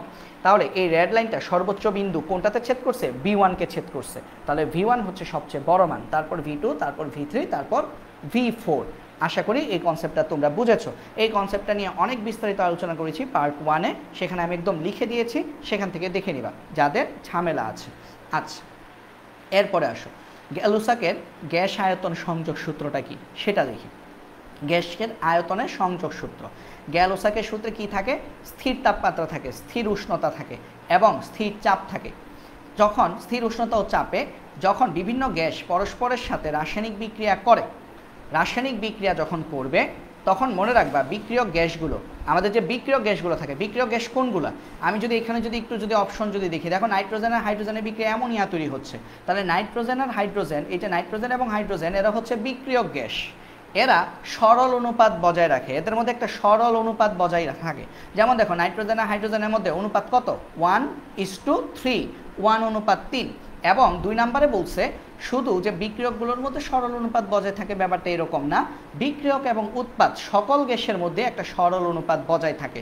যেমন দেখো এখানে নাইট্রোজেন আর হাইড্রোজেন, 1 মোল নাইট্রোজেন এবং 3 মোল হাইড্রোজেনের বিক্রিয়ায় 2 মোল অ্যামোনিয়া গ্যাস তৈরি হয়েছে, এবং তাদের অনুপাতটা কত? 1:3:2।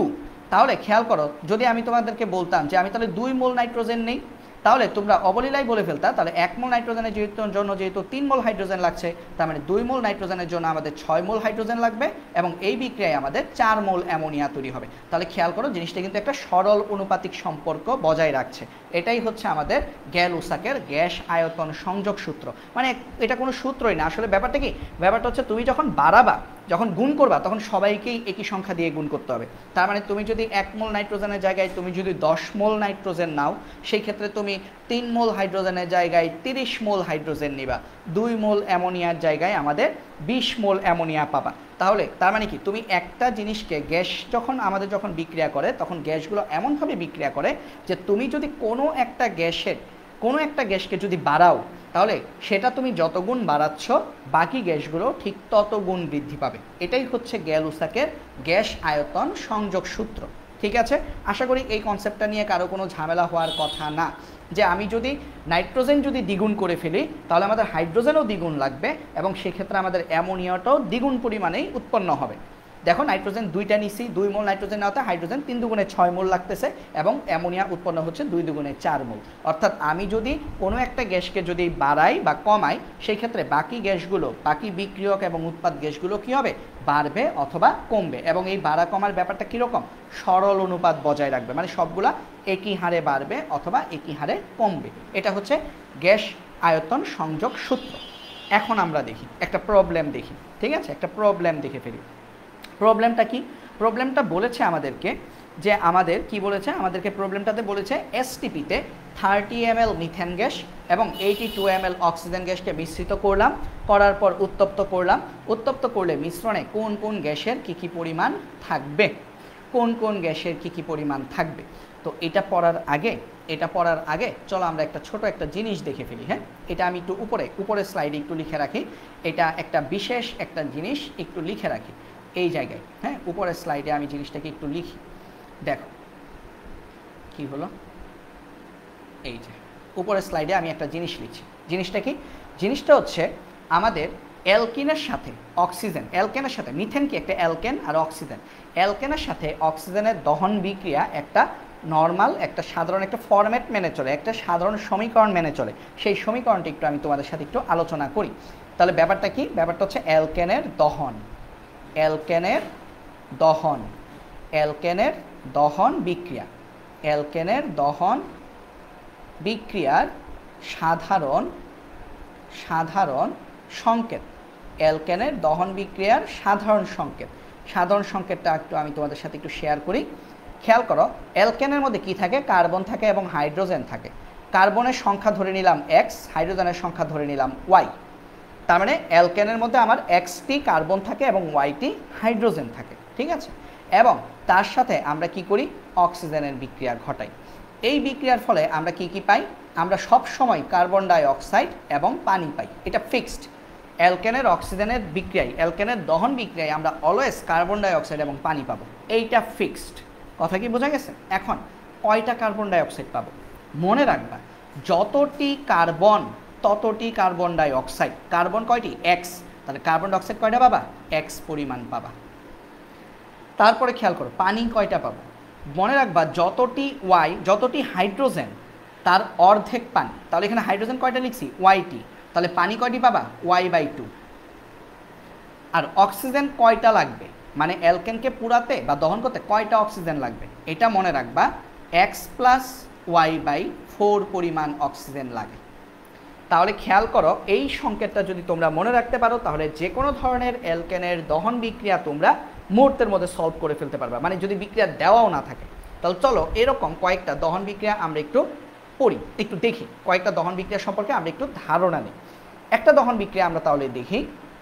আমাদের যে প্রথম দহন বিক্রিয়াটা যেটা আমরা দেখতে যাচ্ছি, সেটা একদম নর্মাল অ্যালকেন, মিথেনের সাথে অক্সিজেনের বিক্রিয়া। এটা তো জেনেই ফেলছো, মিথেনের সাথে অক্সিজেনের বিক্রিয়া কী তৈরি হবে, কার্বন ডাই অক্সাইড তৈরি হবে এবং আমাদের পানি তৈরি হবে।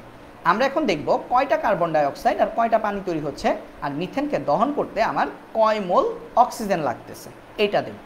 খেয়াল করো, মিথেনের x এর মান কত, কার্বনের নিচে সংখ্যা কত, 1, কিছুই নাই। তার মানে এখানে কি 1 আছে, এই যে 1, তাহলে x কয়টা, একটা। তাহলে আমি কি বলছিলাম, যতটা কার্বন ততটা কার্বন ডাইঅক্সাইড। তাহলে দেখো কার্বন ডাইঅক্সাইডে কয়টা তৈরি হয়েছে, একটা তৈরি হয়ে গেছে। এই যে আগে এক, এটা লিখলেও যে কথা, না লিখলেও একই কথা। তাহলে কার্বন ডাইঅক্সাইড পেয়ে গেলাম। হাইড্রোজেন পানি কয়টা লাগবে, যতটি হাইড্রোজেন তার অর্ধেক পানি। হাইড্রোজেন এখানে কয়টা, 4টা, তাহলে পানি তৈরি হবে 2 মোল। অক্সিজেন কয় মোল লাগবে, অক্সিজেন লাগবে x+y/4। তাহলে এখানে x এর মান কত, 1, y এর মান কত, 4। তাহলে এটা আমাদের লাগতেছে 1+4/4। 1+4/4 মানে কি, 4 4 কাটলে 1, 1 আর 1 যোগ করলে কত, 2।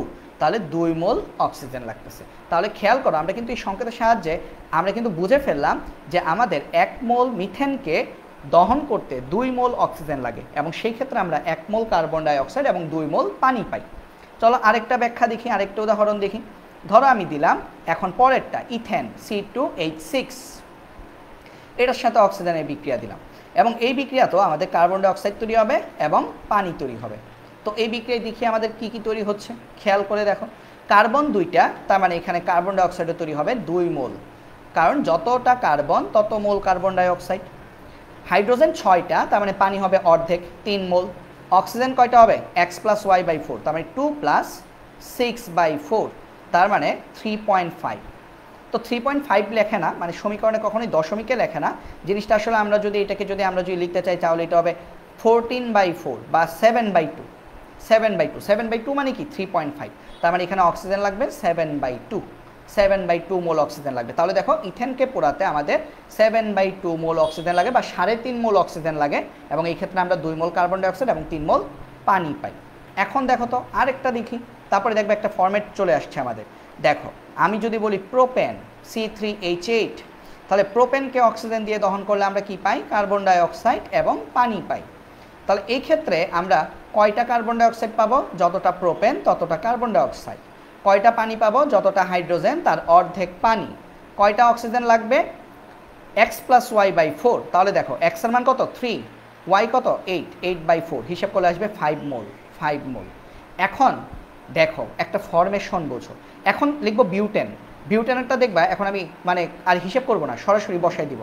কিভাবে দেখো, 4 বিউটেন C4H10, এটাকে আমরা যদি অক্সিজেন দিয়ে যদি দহন করি, তাহলে আমরা কি পাবো, কার্বন ডাই অক্সাইড এবং পানি পাবো। এই ক্ষেত্রে আমাদের কি কি লাগতেছে দেখো, কার্বন 4 মোল, 4টা, তার মানে 4 মোল কার্বন ডাই অক্সাইড, হাইড্রোজেন 10টা, তার মানে 5 মোল পানি। অক্সিজেন লাগবে আমাদের 6.5, মানে 13/2।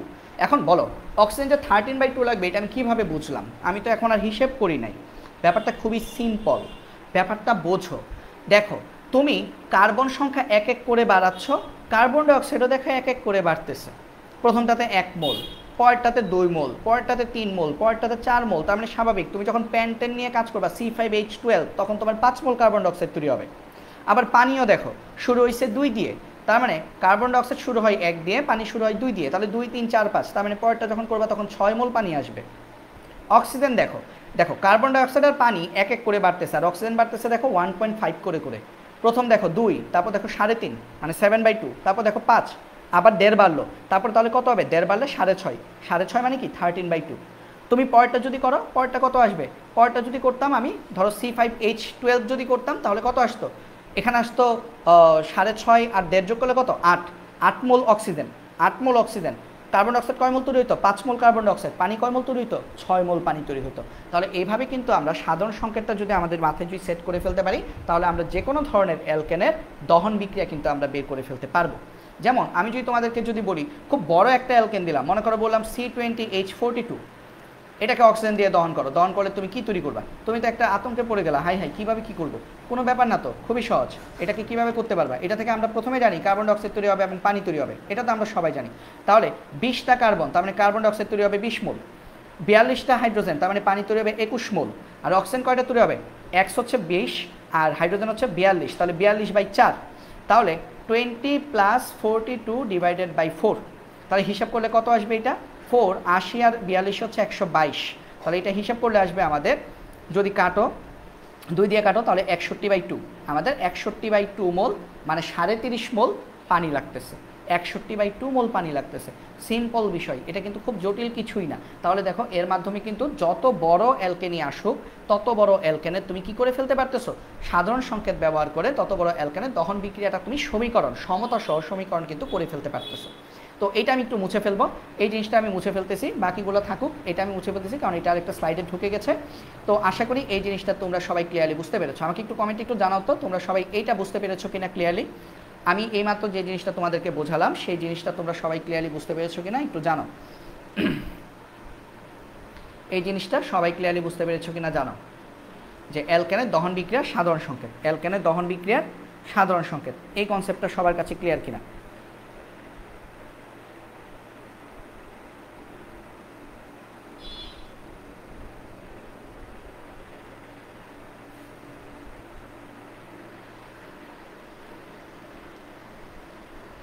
আচ্ছা ঠিক আছে, ঠিক আছে সাফা বলছো বুঝছি, রোজা বুঝছি, ঠিক আছে। তাহলে সবাই যদি এই কনসেপ্টটা যদি আমরা সবাই যদি বুঝতে পারি তাহলে আমরা আমাদের পরের টপিকে চলে যাই। পরের টপিকটা কি বলছিলাম, একটা ম্যাথ ছিল তাই না।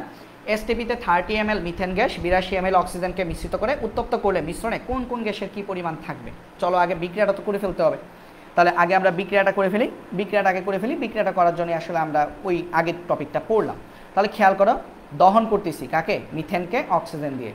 তাহলে মিথেনকে অক্সিজেন দিয়ে দহন করলে আমাদের কী কী তৈরি হয়, কার্বন ডাইঅক্সাইড তৈরি হয় আর পানি তৈরি হয়, এবং এগুলো সবই কি গ্যাসীয় অবস্থায় তৈরি হয়। ঠিক আছে, মানে আমাদের যা কিছু তৈরি হবে এগুলো আমাদের কী হিসেবে তৈরি হচ্ছে, গ্যাসীয়। যেমন মিথেনটা আমাদের গ্যাস হিসেবে তৈরি হবে, তারপর অক্সিজেনটা গ্যাস, কার্বন ডাইঅক্সাইডটা গ্যাস, বাট পানিটা কি লিকুইড। কিন্তু আমাকে বলছে কোন কোন গ্যাসের কী পরিমাণ থাকবে, তার মানে পানি নিয়ে আমাদের কোনো হিসেব নেই, কারণ পানিটা কিন্তু লিকুইড, পানিটা হচ্ছে তরল।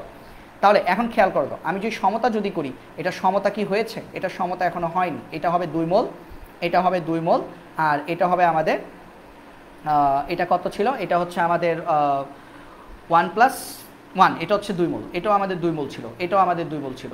তাহলে 2 মোল অক্সিজেন এবং 2 মোল পানি। তাহলে আমরা যদি নর্মালি যদি বিক্রিয়াটা যদি দেখি, খেয়াল করি, তাহলে দেখো তো আমাদের মিথেন কত গ্রাম। মিথেন হচ্ছে আমাদের এসটিপিতে 1 মোল মিথেন আছে এখানে। তাহলে এসটিপিতে 1 মোল মিথেন মানে কি 22.4 লিটার। 1 মোল মিথেন মানে হচ্ছে 22.4 লিটার। ঠিক আছে, 1 মোল মিথেন মানে হচ্ছে আমাদের 22.4 লিটার।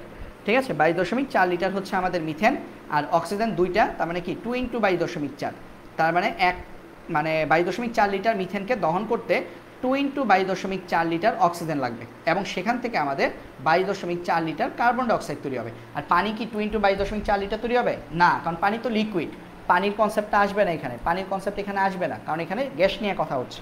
তাহলে এখন আমরা দেখি কোনটা কি কি দেওয়া আছে, কতটুক দেওয়া আছে, বলছে কোন কোন গ্যাসের কি পরিমাণে অবশিষ্ট থাকবে। খেয়াল করি, তাহলে খেয়াল করো, তাহলে আমাদের 30 ml মিথেন আর 82 ml অক্সিজেন মিশ্রিত করেছিলাম। তাহলে এখান থেকে আমরা একটা কথা লিখে ফেলতে পারি। 1 নম্বর কথা, যেটা উৎপাদ তৈরি হয়েছে সেটা তো অবশ্যই অবশিষ্ট থাকবে। উৎপাদ কি, কার্বন ডাইঅক্সাইড। এখানে সবসময় মনে রাখবা, উৎপাদ যেটা তৈরি হয়, যে উৎপাদ সে অলওয়েজ অবশিষ্ট থাকবে, কারণ উৎপাদ তো তৈরি হয়েছে, এ তো থাকবেই। থাকবে না কে বলো তো, থাকবে না হচ্ছে আমাদের বিক্রিয়ক, কারণ বিক্রিয়ক কি হয়েছে, একটা আরেকটার সাথে বিক্রিয়া করে কোনো একটা শেষ হয়ে গেছে আর একটা রয়ে গেছে, বা হতে পারে দুইটাই শেষ হয়ে গেছে। তো আমরা একটু দেখি কোনটা শেষ হয়েছে বা কোনটা আছে, সেটা একটু দেখি। তাহলে আমরা এখানে লিখব, প্রথম অবস্থায় আমরা লিখব যেহেতু অক্সিজেন কার্বন ডাইঅক্সাইড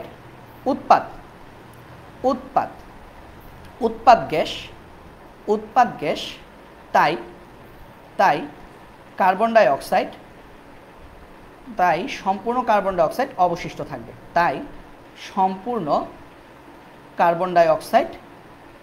থাকবে, বাট আমি জানি না কার্বন ডাইঅক্সাইড কতটুকু অবশিষ্ট থাকবে, কারণ 22.4 লিটার বলা যাবে না, কারণ আমি তো এখানে ব্যবহার করছি 30 ml আর ব্যবহার করেছি 82 ml। আমি 22.4 লিটার কোত্থেকে পাবো, কম পাবো।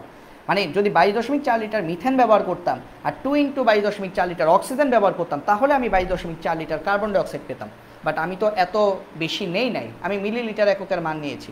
তার মানে আমি বের করতে হবে চেক করে যে কার্বন ডাইঅক্সাইড কতটুকু অবশিষ্ট থাকবে। তাই সম্পূর্ণ কার্বন ডাইঅক্সাইড অবশিষ্ট থাকবে। তো আমরা প্রথমে দেখি এখানে লিমিটিংটা কে হয় সেটা একটু দেখি, ঠিক আছে। তো এখন খেয়াল করে দেখো, এখন আমরা একটা জিনিস কি দেখতে পাচ্ছি, দেখো তো 1 মোল মিথেন থেকে 1 মোল কার্বন ডাইঅক্সাইড তৈরি হয়, ঠিক আছে। তাহলে খেয়াল করো 1 মোল মিথেন থেকে যেহেতু 1 মোল কার্বন ডাইঅক্সাইড তৈরি হয়, তার মানে কি 22.4 লিটার থেকে 22.4 লিটার কার্বন ডাইঅক্সাইড তৈরি হয়। তাহলে মিথেন কতটুকু ব্যবহার করেছো? 30 ml। তাহলে 30 ml মিথেন থেকে কিন্তু আমার কার্বন ডাইঅক্সাইড তৈরি হবে 30 ml তৈরি হবে। ঠিক আছে, তো দেখবা যে সমীকরণ থেকে পাই, সমীকরণ থেকে দেখা যায় আমাদের 22.4 লিটার মিথেন থেকে উৎপন্ন কার্বন ডাই অক্সাইড এর পরিমাণ 22.4 লিটার, সমপরিমাণ 22.4 লিটার। তাহলে আমি ব্যবহার করেছি কত? 30 ml। তাহলে সুতরাং 30 ml মিথেন থেকে উৎপন্ন কার্বন ডাই অক্সাইডের পরিমাণ 30 ml, সমান পরিমাণ কার্বন ডাইঅক্সাইড উৎপন্ন হবে। তার মানে কার্বন ডাইঅক্সাইড অবশিষ্ট থাকবে কত? 30 ml কার্বন ডাইঅক্সাইড অবশিষ্ট থাকবে, কারণ পুরো উৎপাদটাই অবশিষ্ট থাকবে, কারণ উৎপাদ কারোর সাথে বিক্রিয়া করে নাই। এখন আমরা বের করি অক্সিজেনের ব্যাপারটা। মিথেন কিন্তু শেষ। এখন আমরা দেখি আবার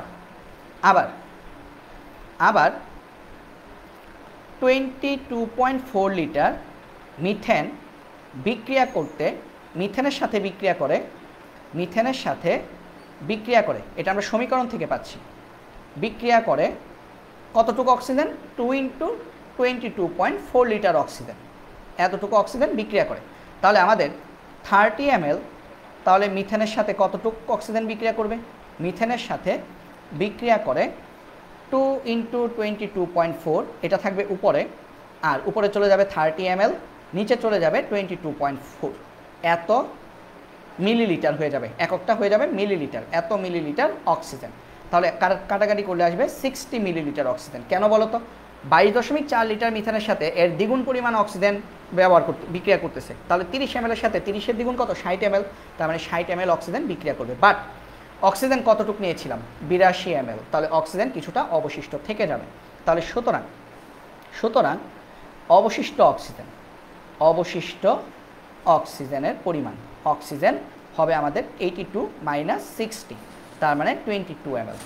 একটা কথা মনে রাখবা, এই ধরনের ম্যাথে সবসময় অক্সিজেন আর কার্বন ডাইঅক্সাইডই অবশিষ্ট থাকে। কার্বন ডাইঅক্সাইড যেহেতু তৈরি হয়, এই কারণে কার্বন ডাইঅক্সাইড অবশিষ্ট থাকে। আর অক্সিজেন তো তুমি জেনে বুঝে নিবা না, তুমি তার মেপে নিবা না, তুমি একটু বেশিই নিবা, যাতে করে কি তোমার বিক্রিয়াটা ভালোভাবে হয়ে যায়, তার মানে অবশিষ্ট অক্সিজেন থাকবে। মিথেনকে দহন করতেছো, তার মানে মিথেন কিন্তু এখানে অবশিষ্ট থাকবে না সবসময়। তাহলে এই কথাটা একটু মনে রাখবা, অ্যালকেনের দহন বিক্রিয়ায় অ্যালকেন অবশিষ্ট থাকে না। ঠিক আছে, অক্সিজেন আর কার্বন ডাই অক্সাইড অবশিষ্ট থাকে। তাহলে একটু নোট আকারে লিখে রাখতে পারো। নোট হচ্ছে অ্যালকেনের দহন বিক্রিয়ায়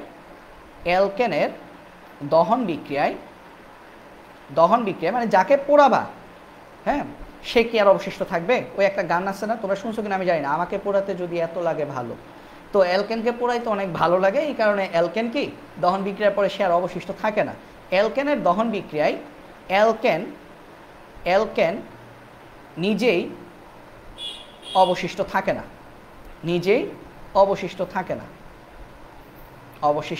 না, একদম জ্বলে পড়ে শেষ হয়ে যায়। ঠিক আছে, অবশিষ্ট থাকে অক্সিজেন এবং কার্বন ডাই অক্সাইড, এইটা মাথায় গেঁথে ফেলো। অবশিষ্ট থাকে অক্সিজেন এবং carbon die oxide. Carbon die oxide কতটুকু অবশিষ্ট থাকবে? যতটুকু অ্যালকেন নিয়েছিলে ততটুকু। দেখো 30 ml মিথেন নিয়েছিলাম, 30 ml কার্বন ডাই অক্সাইড অবশিষ্ট ছিল। আর অক্সিজেন কতটুকু অবশিষ্ট থাকবে ওটা আমরা ওই যে বিয়োগ করে বের করব, হিসেব করে বের করব। তো আশা করি এই কনসেপ্টটা সবাই বুঝতে পেরেছো। এটা সবার কাছে ক্লিয়ার কিনা আমাকে একটু বলো, দ্রুত জানাও, আমরা পরের কনসেপ্টে চলে যাব। এটা সবার কাছে ক্লিয়ার কিনা আমাকে একটু দ্রুত জানাও। এই জিনিসটা সবার কাছে ক্লিয়ার কিনা, তোমাদের সবার কাছে এই জিনিসটা ক্লিয়ার কিনা আমাকে দ্রুত জানাও।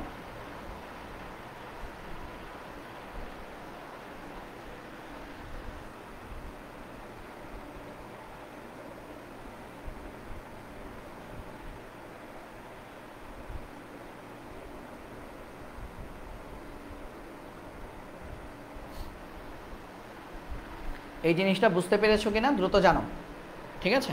এবং আমরা আমাদের ক্লাসের মোটামুটি শেষ পর্যায়ে চলে আসছি। আজকে আমার এতটুকুই আমি আসলে ভেবেছিলাম পড়াবো। তো আমি হচ্ছে এখন তোমাদেরকে কিছু বাড়ি কাজ দিব, যেগুলো হচ্ছে তোমরা অবশ্যই বাসায় করবা, যাতে করে হচ্ছে আগামীকাল হচ্ছে এই বাড়ি কাজগুলো হচ্ছে তোমরা করে আমাকে জমা দিবা আর কি, ঠিক আছে? তো আমি এখন তোমাদেরকে কিছু বাড়ির কাজ লিখে দিব, ওই বাড়ি কাজগুলো হচ্ছে তোমরা হচ্ছে বাসায় করতে হবে, ঠিক আছে? এখন কিছু বাড়ি কাজ দিব আমি তোমাদেরকে, যে বাড়ি কাজগুলো তোমাদেরকে হচ্ছে আগামীকালের মধ্যে জমা দিতে হবে। এতটুকু পর্যন্ত বুঝতে পেরেছো কিনা আমাকে একটু জানাও। এতটুকু পর্যন্ত সবাই ক্লিয়ার কিনা?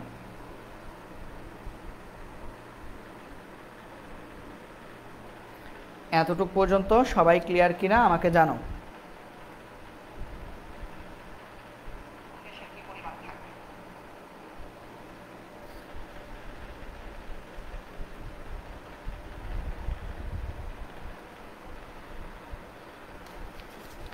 এতটুকু যদি তোমাদের যদি ক্লিয়ার হয়ে থাকে তাহলে আমি এখন তোমাদেরকে কয়েকটা ম্যাথ দিব, যে ম্যাথগুলো তোমরা হচ্ছে বাড়ি কাজ হিসেবে হচ্ছে আগামীকালের মধ্যে জমা দিবা। ঠিক আছে? ওকে, ঠিক আছে। প্রীতি বলছো বুঝছি, ঠিক আছে। তাহলে আমি দেখি, বাকি আমি এখন কিছু ম্যাথ তোমাদেরকে দিয়ে দিচ্ছি, এই ম্যাথগুলো হচ্ছে তোমরা বাসায় করবা। এবং আগামীকাল আমরা কি করব? আগামীকাল কিন্তু আমরা এই অধ্যায় খুবই গুরুত্বপূর্ণ একটি টপিক পড়বো, যেখান থেকে আমাদের সিকিউ আসবেই। সিকিউ আসবেই, এই টপিক ছাড়া আসলে পরিবেশ রসায়নের সিকিউ হবে না। ঠিক আছে? এই আগামীকাল যে টপিকটা পড়াবো সেই টপিকটা ছাড়া কিন্তু পরিবেশ রসায়নের সিকিউ সম্ভব না। টপিকটা কি? টপিকটা হচ্ছে ডাল্টনের আংশিক চাপ সূত্র। এটা আমরা আগামীকাল পড়ব। ডাল্টনের আংশিক চাপ সূত্র কেস 1 কেস 2 এই দুইটা কেস থেকেই আমাদের হচ্ছে সিকিউ তৈরি হয়। ডাল্টনের আংশিক চাপ সূত্র, ডাল্টনের সূত্রের প্রতিপাদন, তারপর হচ্ছে ডাল্টনের সূত্র ব্যবহার করে আংশিক চাপ এবং মূল ভগ্নাংশের যে সম্পর্ক, এই সূত্রটা, তারপর হচ্ছে আমরা এই রিলেটেড কিছু প্রবলেম আগামীকালকের ক্লাসে কিন্তু করব। এবং তার সাথে আমরা আগামীকাল গ্রাহামের ব্যাপন সূত্রটা পড়ে ফেলবো। তাহলে আগামীকাল কিন্তু আমাদের দুইটা গুরুত্বপূর্ণ জিনিস, একটা হচ্ছে ডাল্টনের আংশিক চাপ সূত্র এবং আরেকটি হচ্ছে আমাদের গ্রাহামের ব্যাপন সূত্র।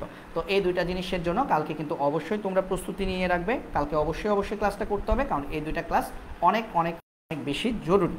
ঠিক আছে? কালকের ক্লাসটা অনেক বেশি জরুরি, কারণ কালকের ক্লাসে আমাদের যা পড়বো সেটা থেকে আমাদের কি আসবে? সেটা থেকে আমাদের সিকিউ আসবে। তো এখন আমি তোমাদেরকে কিছু ম্যাথ আমি হচ্ছে তোমাদেরকে দিয়ে দিচ্ছি। এই ম্যাথগুলো হচ্ছে তোমরা একটু লিখে নাও। এই ম্যাথগুলো হচ্ছে তোমরা আগামীকালকের মধ্যে জমা দিবা। আগামীকালকের মধ্যে এই ম্যাথগুলো করে হচ্ছে জমা দিবা। ঠিক আছে? তাহলে ম্যাথ নাম্বার ওয়ান, এটা হচ্ছে আমাদের হোমওয়ার্ক। আমি একটু লিখে দিই, এটা হচ্ছে আমাদের HW হোমওয়ার্ক। আমাদের 1 নাম্বার যে ম্যাথটা আসবে সেটা হচ্ছে আমাদের একটা, মনে করো বক্সের চিত্র, একটা বক্সের মধ্যে আমি ডাটা লিখে দিচ্ছি আর কি। হ্যাঁ, ডাটাগুলো হচ্ছে 35 ডিগ্রি সেলসিয়াস, 770 মিলিমিটার পারদচাপ, 770 মিলিমিটার পারদচাপ। তারপর হচ্ছে আমাদের 408 সেন্টিমিটার কিউব। তো সেন্টিমিটার কিউব দেখে ঘাবড়ানোর কিছু নাই। 1 সেন্টিমিটার কিউব সমান কত? 1 মিলিলিটার। 408 সেন্টিমিটার কিউব মানে কি? 408 মিলিলিটার। ঠিক আছে? এবং যে গ্যাসটা দেওয়া আছে সেই গ্যাসটা হচ্ছে আমাদের, আচ্ছা জায়গাটা একটু বড় করতে হবে, যে গ্যাসটা দেওয়া আছে সেটা হচ্ছে আমাদের 0.455 গ্রাম গ্যাস। তার মানে 35 ডিগ্রি সেলসিয়াস তাপমাত্রায় এবং 770 মিলিমিটার পারদচাপে 408 সেন্টিমিটার কিউব আয়তনের পাত্রে 0.455 গ্রাম গ্যাস আছে। বের করতে বলছে পাত্রে রক্ষিত অজ্ঞাত গ্যাসটির আণবিক ভর নির্ণয় করো। প্রশ্নটা কি? পাত্রে রক্ষিত অজ্ঞাত গ্যাসটির আণবিক ভর, মানে এম বের করবা। অজ্ঞাত গ্যাসটির আণবিক ভর নির্ণয় করো। অজ্ঞাত গ্যাসটির আণবিক ভর নির্ণয় করো। গ্যাসটির আণবিক ভর নির্ণয় করো। এই ম্যাথটা হচ্ছে তোমরা করবা। এটা হচ্ছে একটা ম্যাথ, সাথে লিখে ফেলো। তারপর দুই নাম্বার ম্যাথ হচ্ছে 2 নাম্বার ম্যাথ থাকবে আমাদের এটা এসএটিপি কন্ডিশন থাকবে। তো এসএটিপি কন্ডিশন তোমরা এসএটিপিতে দিব না? এসএটিপিতে দিব না। তারপর যেটা থাকবে সেটা হচ্ছে এটা, আরেকটা ম্যাথ থাকবে এটা। দেখো, এটা হচ্ছে 37 ডিগ্রি সেলসিয়াস 95.95 কিলো প্যাসকেল। এটা হচ্ছে চাপ, 16 গ্রাম অক্সিজেন। এই ডাটাটা দেওয়া আছে এবং বলেছে পাত্রের অভ্যন্তরে অক্সিজেন গ্যাসের আয়তন কত, মানে পাত্রের আয়তন বের করতে বলছে আর কি। পাত্রের অভ্যন্তরে অক্সিজেন গ্যাসের আয়তন, অক্সিজেন গ্যাসের আয়তন কত, মানে ভি বের করবা। ঠিক আছে? এই ম্যাথটা তোমরা করবা। তারপর 3 নাম্বার যে ম্যাথটা থাকবে তোমাদের সেটা হচ্ছে 25 ml 25 মিলিলিটার, মানে ভি দেওয়া আছে। তারপর 143.5 অ্যাটমসফেরিক প্রেশার এবং 203 মোল নাইট্রোজেন গ্যাস। এই ডাটাগুলো দেওয়া আছে এবং এই ডাটাগুলো দিয়ে তোমাদেরকে বের করতে বলেছে পাত্রের অভ্যন্তরে নাইট্রোজেন গ্যাসের তাপমাত্রা কত। পাত্রের মানে টি বের করতে বলছে। বলতে পারো যে ভাইয়া টি তো বের করা শেখান নাই, পিভি ইকুয়াল টু এনআরটি, ওটার ভেতরে টি আছে। ঠিক আছে, পাত্রের অভ্যন্তরে নাইট্রোজেন এর তাপমাত্রা কত, তাপমাত্রা কত। ঠিক আছে, তাপমাত্রা কত। তারপর 4 নাম্বার ম্যাথ, 5টা ম্যাথ দিব। ওকে,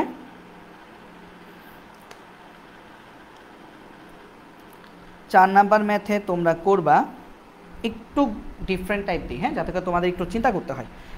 এটা হচ্ছে 25 ডিগ্রি সেলসিয়াস, তাপমাত্রা 1.15 এটিএম চাপ, তারপর আয়তন দেওয়া আছে 1.54 ইন্টু 10⁻² মিটার কিউব।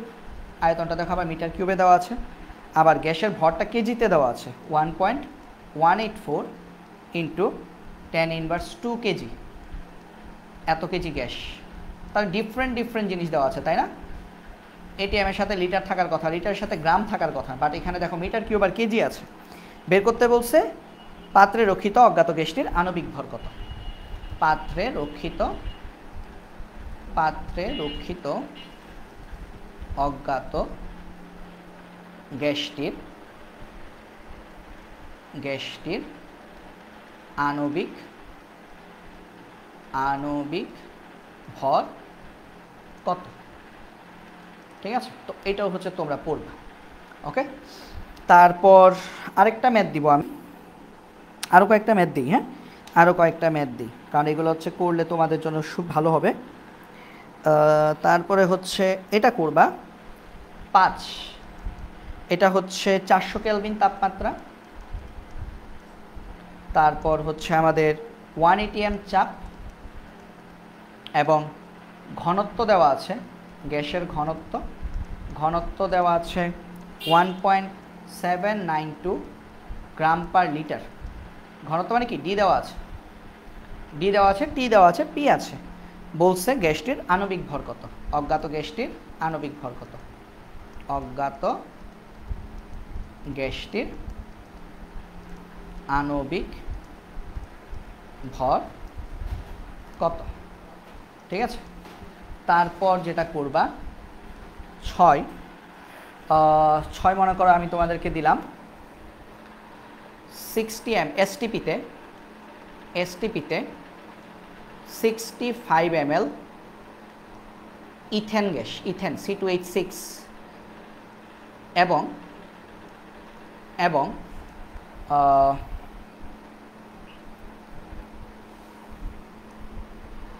মনে করো দিলাম 200 ml অক্সিজেনকে মিশ্রিত করলে বিক্রিয়ার পর কোন কোন গ্যাস কি পরিমাণে অবশিষ্ট থাকবে। এটা তো অলরেডি জানোই না, কি গ্যাস থাকবে, অক্সিজেন এবং কার্বন ডাই অক্সাইড গ্যাস অবশিষ্ট থাকবে, কি পরিমাণে অবশিষ্ট থাকবে। এটা একটু আগে যে ম্যাথ করালাম সেই ম্যাথটা দেখে, লাস্ট ম্যাথটা দেখে এটা তোমরা বাসায় করবা। ওকে, আর আরেকটা ম্যাথ লাস্ট, সেটা হচ্ছে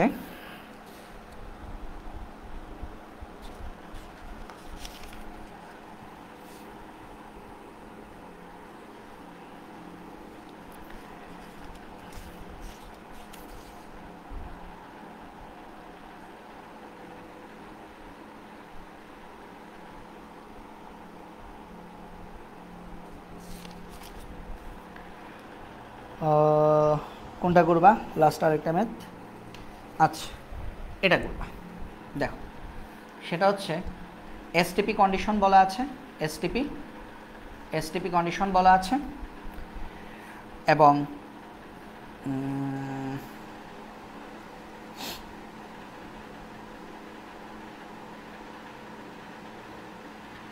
যেটা করবা সেটা হচ্ছে, আচ্ছা এটা একটু ভাবাই তোমাদেরকে, হ্যাঁ এটা একটু বাসায় দেখবা, ট্রাই করবা।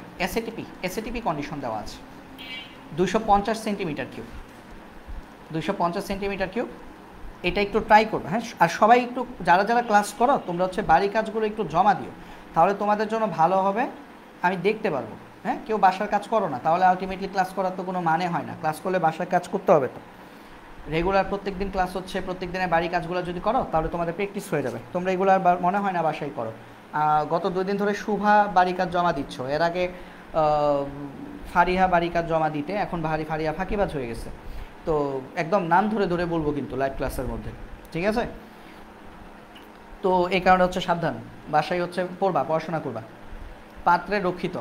আর বাকিরা তো ভাবতেছে আল্লাহ আমাদের নাম বলে নাই, বাকিরা বিশ্ব ফাঁকিবাজ, তো বিশ্ব ফাঁকিবাজদের নাম আমি আর কি বলবো বলো? তাহলে পাত্রে রক্ষিত অজ্ঞাত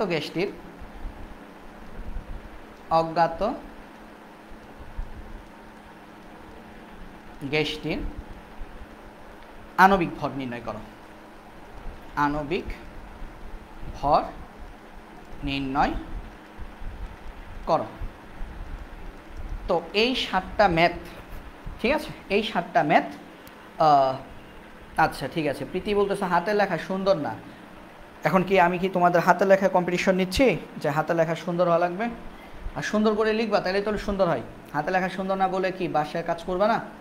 বাসা কাজ করতে হবে, বাসা কাজ অবশ্যই করতে হবে। তাহলে এই 7টা ম্যাথ আপনারা হচ্ছে আজকে রাতেই তো করে ফেলা যায়, তাই না? এখনই বসে করে ফেলা যায়, আর না করলেও অ্যাটলিস্ট আগামীকাল দিনের মধ্যে দিয়ে দিবা। এবং আগামীকাল আমরা ক্লাসে কি পড়বো? আগামীকাল আমরা ডাল্টনের আংশিক চাপ সূত্র, ডাল্টনের সূত্র পড়বো এবং গ্রাহামের ব্যাপন সূত্র পড়বো, ঠিক আছে? আর তোমাদের অনেকের কাছেই মনে হতে পারে যে ভাইয়া আপনি যেভাবে পড়াচ্ছেন 146টা স্লাইড পড়াইতে তো 15-16টা ক্লাস লাগবে, মোটেও লাগবে না। কেন? আমি তোমাদেরকে একটু দেখাই, হ্যাঁ একটু দেখাই, দেখো। কারণ আমাদের গ্রাহামের ব্যাপন সূত্র পর্যন্ত আমাদের মোটামুটি আমাদের ম্যাথমেটিক্যাল জিনিসপত্র আছে, হ্যাঁ। আমাদের লাস্টের দিকে আসলে কি আছে জানো? এগুলো দেখো, এগুলো কিন্তু মুখস্থ পড়া। এগুলো আমি তোমাদেরকে এক টানে পড়াই চলে যাবো। মানে এই স্লাইডের মধ্যে, এই অধ্যায়টার মধ্যে কিন্তু আমাদের মোটামুটি ভালো লেভেলের আমাদের কি আছে, থিওরিটিক্যাল জিনিসপত্র আছে। তো লাস্টের দিকে তোমরা দেখবা যে 50-60টা পেজ, যে 50-60টা স্লাইড, সেগুলোতে দেখবা তোমাদের থিওরিটিক্যাল জিনিস অনেক বেশি। তো আলটিমেটলি আমি বলতে পারি এই সপ্তাহে আরও 2টা ক্লাস আছে এবং পরের সপ্তাহে আরও 3টা ক্লাস। মোটামুটি আমাদের এই মাসের শেষের দিকে হচ্ছে আমাদের এই অধ্যায়টা একদম পুরোপুরি ডিটেলস শেষ হয়ে যাবে, ঠিক আছে? আর কেমিস্ট্রি তো আমাদের এক একটা অধ্যায় অনেক বড় হয়, সেই ক্ষেত্রে এক একটা অধ্যায়ে আমাদের 1টা মাস করে আমাদের সময় দিতে হবে, যেহেতু আমাদের হচ্ছে আমি একদম গোড়া থেকে পড়াচ্ছি তোমাদেরকে। এবং আমরা যখন পড়ে ফেলবো, পরবর্তীতে কিন্তু তোমাদের যে CQ solving class, MCQ solving class, সেগুলো কিন্তু বেশ লম্বা লম্বা ক্লাস হবে। এক একটা অধ্যায় শেষ করার পর আমি যখন সিকিউ এবং এমসিকিউ সলভিং ক্লাসগুলো যখন করাবো, সেই ক্লাসগুলো কিন্তু তোমরাও তোমাদের সব ফ্রেন্ডদেরকে জানাবা, যাতে করে তারাও ক্লাস করে। কারণ আমি দেখছি ম্যাক্সিমাম স্টুডেন্ট হচ্ছে বেসিক পড়তে চাও না, তোমরা শুধু চাও যে কীভাবে খালি আমি সিকিউ আর এমসিকিউটা আমাকে খালি ধরাই দেন, তাহলেই হচ্ছে হয়ে যায়। বাট ব্যাপারটা হচ্ছে সিকিউ এমসিকিউটা সবসময় গড বাঁধা নিয়মে আসবে, ব্যাপারটা কিন্তু তা না। বিশেষ করে 2023-এ বলো এবং 2024-এও তো পরীক্ষা হবে, কিছুদিন পরে আবার শুরু হবে। মানে 2023 থেকে কিন্তু পরীক্ষার প্রশ্ন কিন্তু কিছুটা টাফ হতে শুরু করেছে। শুধুমাত্র গড বাঁধা সিকিউগুলো পড়লে যে আগের বছরের সিকিউগুলো পড়ে গেলে তোমার একদম সিকিউ 100% কমন পড়ে যাবে, এরকম কিন্তু হচ্ছে না। কারণ স্যাররা এখন চালাক হয়ে গেছে। তোমরা যেমন হচ্ছে স্যাররা বুঝে যে তোমরা এখন বেসিক না পড়ে, আমরাও হচ্ছে টিচারও হচ্ছে যারা পড়াই তোমাদেরকে, অনলাইন অফলাইনে যারা পড়াই, আমরাও তোমাদেরকে দেখা যায় শুধুমাত্র সিকিউগুলো প্র্যাকটিস করাই দিয়ে দিই, তোমরাও শুধু এগুলাই প্র্যাকটিস করো। পরিণামে কি হয়, পরীক্ষার হলে গিয়ে যদি একটু এদিক ওদিক করে দেয় তাহলে কিন্তু আমরা আর পারি না। এই কারণে ভাইয়া বেসিকটা থেকে শুরু করে পড়াচ্ছি। কারণ কি? কারণ হচ্ছে তোমাদের হাতে এখনও সময় আছে। যারা 26 ব্যাচ মাত্র শুরু করেছো, তোমাদের তো বেসিক দিয়েই পড়তে হবে। যারা 25 ব্যাচ আছো, তোমাদের হাতেও কিন্তু এখনও পর্যন্ত 7-8 মাস সময় আছে। এবং যেহেতু এখনও পর্যন্ত এইচএসসি 24 ব্যাচ ক্লিয়ার হয় নাই, তার মানে আমি আশা করছি, এটা ব্যক্তিগত মতামত, এটা আসলে মানে কোনো কারো কাছ থেকে শুনি নাই বা কোনো মানে এটাও আবার তোমরা সোর্স চালাই দেন দিও না আর কি, যে অমুক ভাই বলছে যে পরীক্ষা দেরিতে হবে, এরকম আবার তোমরা সোর্স বলে চালাই দিও না। বাংলাদেশে তো এখন এটা একটা ট্রেন্ড হয়ে গেছে যে কিছু বললেও বিপদ। এটা আমার ব্যক্তিগত মতামত, যেহেতু এখনও পর্যন্ত আমাদের এইচএসসি 24 ব্যাচ ক্লিয়ার হয় নাই, এই কারণে সেশন জট এড়ানোর জন্য তোমাদের পরীক্ষাটাও হয়তো বা সামনের বছর এপ্রিলে না হয়ে মে বা জুনে হতেও পারে। আবার গভর্নমেন্ট এটা চাইবেও না যে জুনে হোক, কারণ জুনে হলে বৃষ্টি হয়, বন্যা হয়, তার মানে আলটিমেটলি আবার পিছিয়ে যাবে। তো সব কিছু মিলে আমরা আসলে এই মুহূর্তে কিছুই বলতে পারছি না। মোটামুটি দেখা যাবে হয়তো বা জানুয়ারির দিকে হয়তো বা আমরা হয়তো বা জানতে পারবো এক্স্যাক্টলি যে আমাদের এইচএসসি 25 ব্যাচের পরীক্ষাটা কবে হবে। তো এখন তোমাদের ধরে রাখতে হবে, এখন হচ্ছে অগাস্ট মাস, আর 15 দিনের মতো আছে অগাস্টের, এবং তারপরে কিন্তু আমাদের হাতে আছে আর 7 মাস। তার মানে 7 মাস 15 দিন বাদ দিয়ে দাও, 7 মাস সময় কিন্তু আমাদেরকে ক্লিয়ার করতে হবে সব কিছু। তো এইভাবে হচ্ছে আমরা পড়াশোনা করব যাতে করে আমাদের 7 মাসের মধ্যে যাতে করে সব কিছু ক্লিয়ার হয়ে যায়। তো ঠিক আছে, আজকে তাহলে এই পর্যন্তই। আগামীকাল ক্লাস করার সবাইকে আমন্ত্রণ জানিয়ে এখানেই শেষ করছি। ধন্যবাদ সবাইকে। আল্লাহ হাফেজ।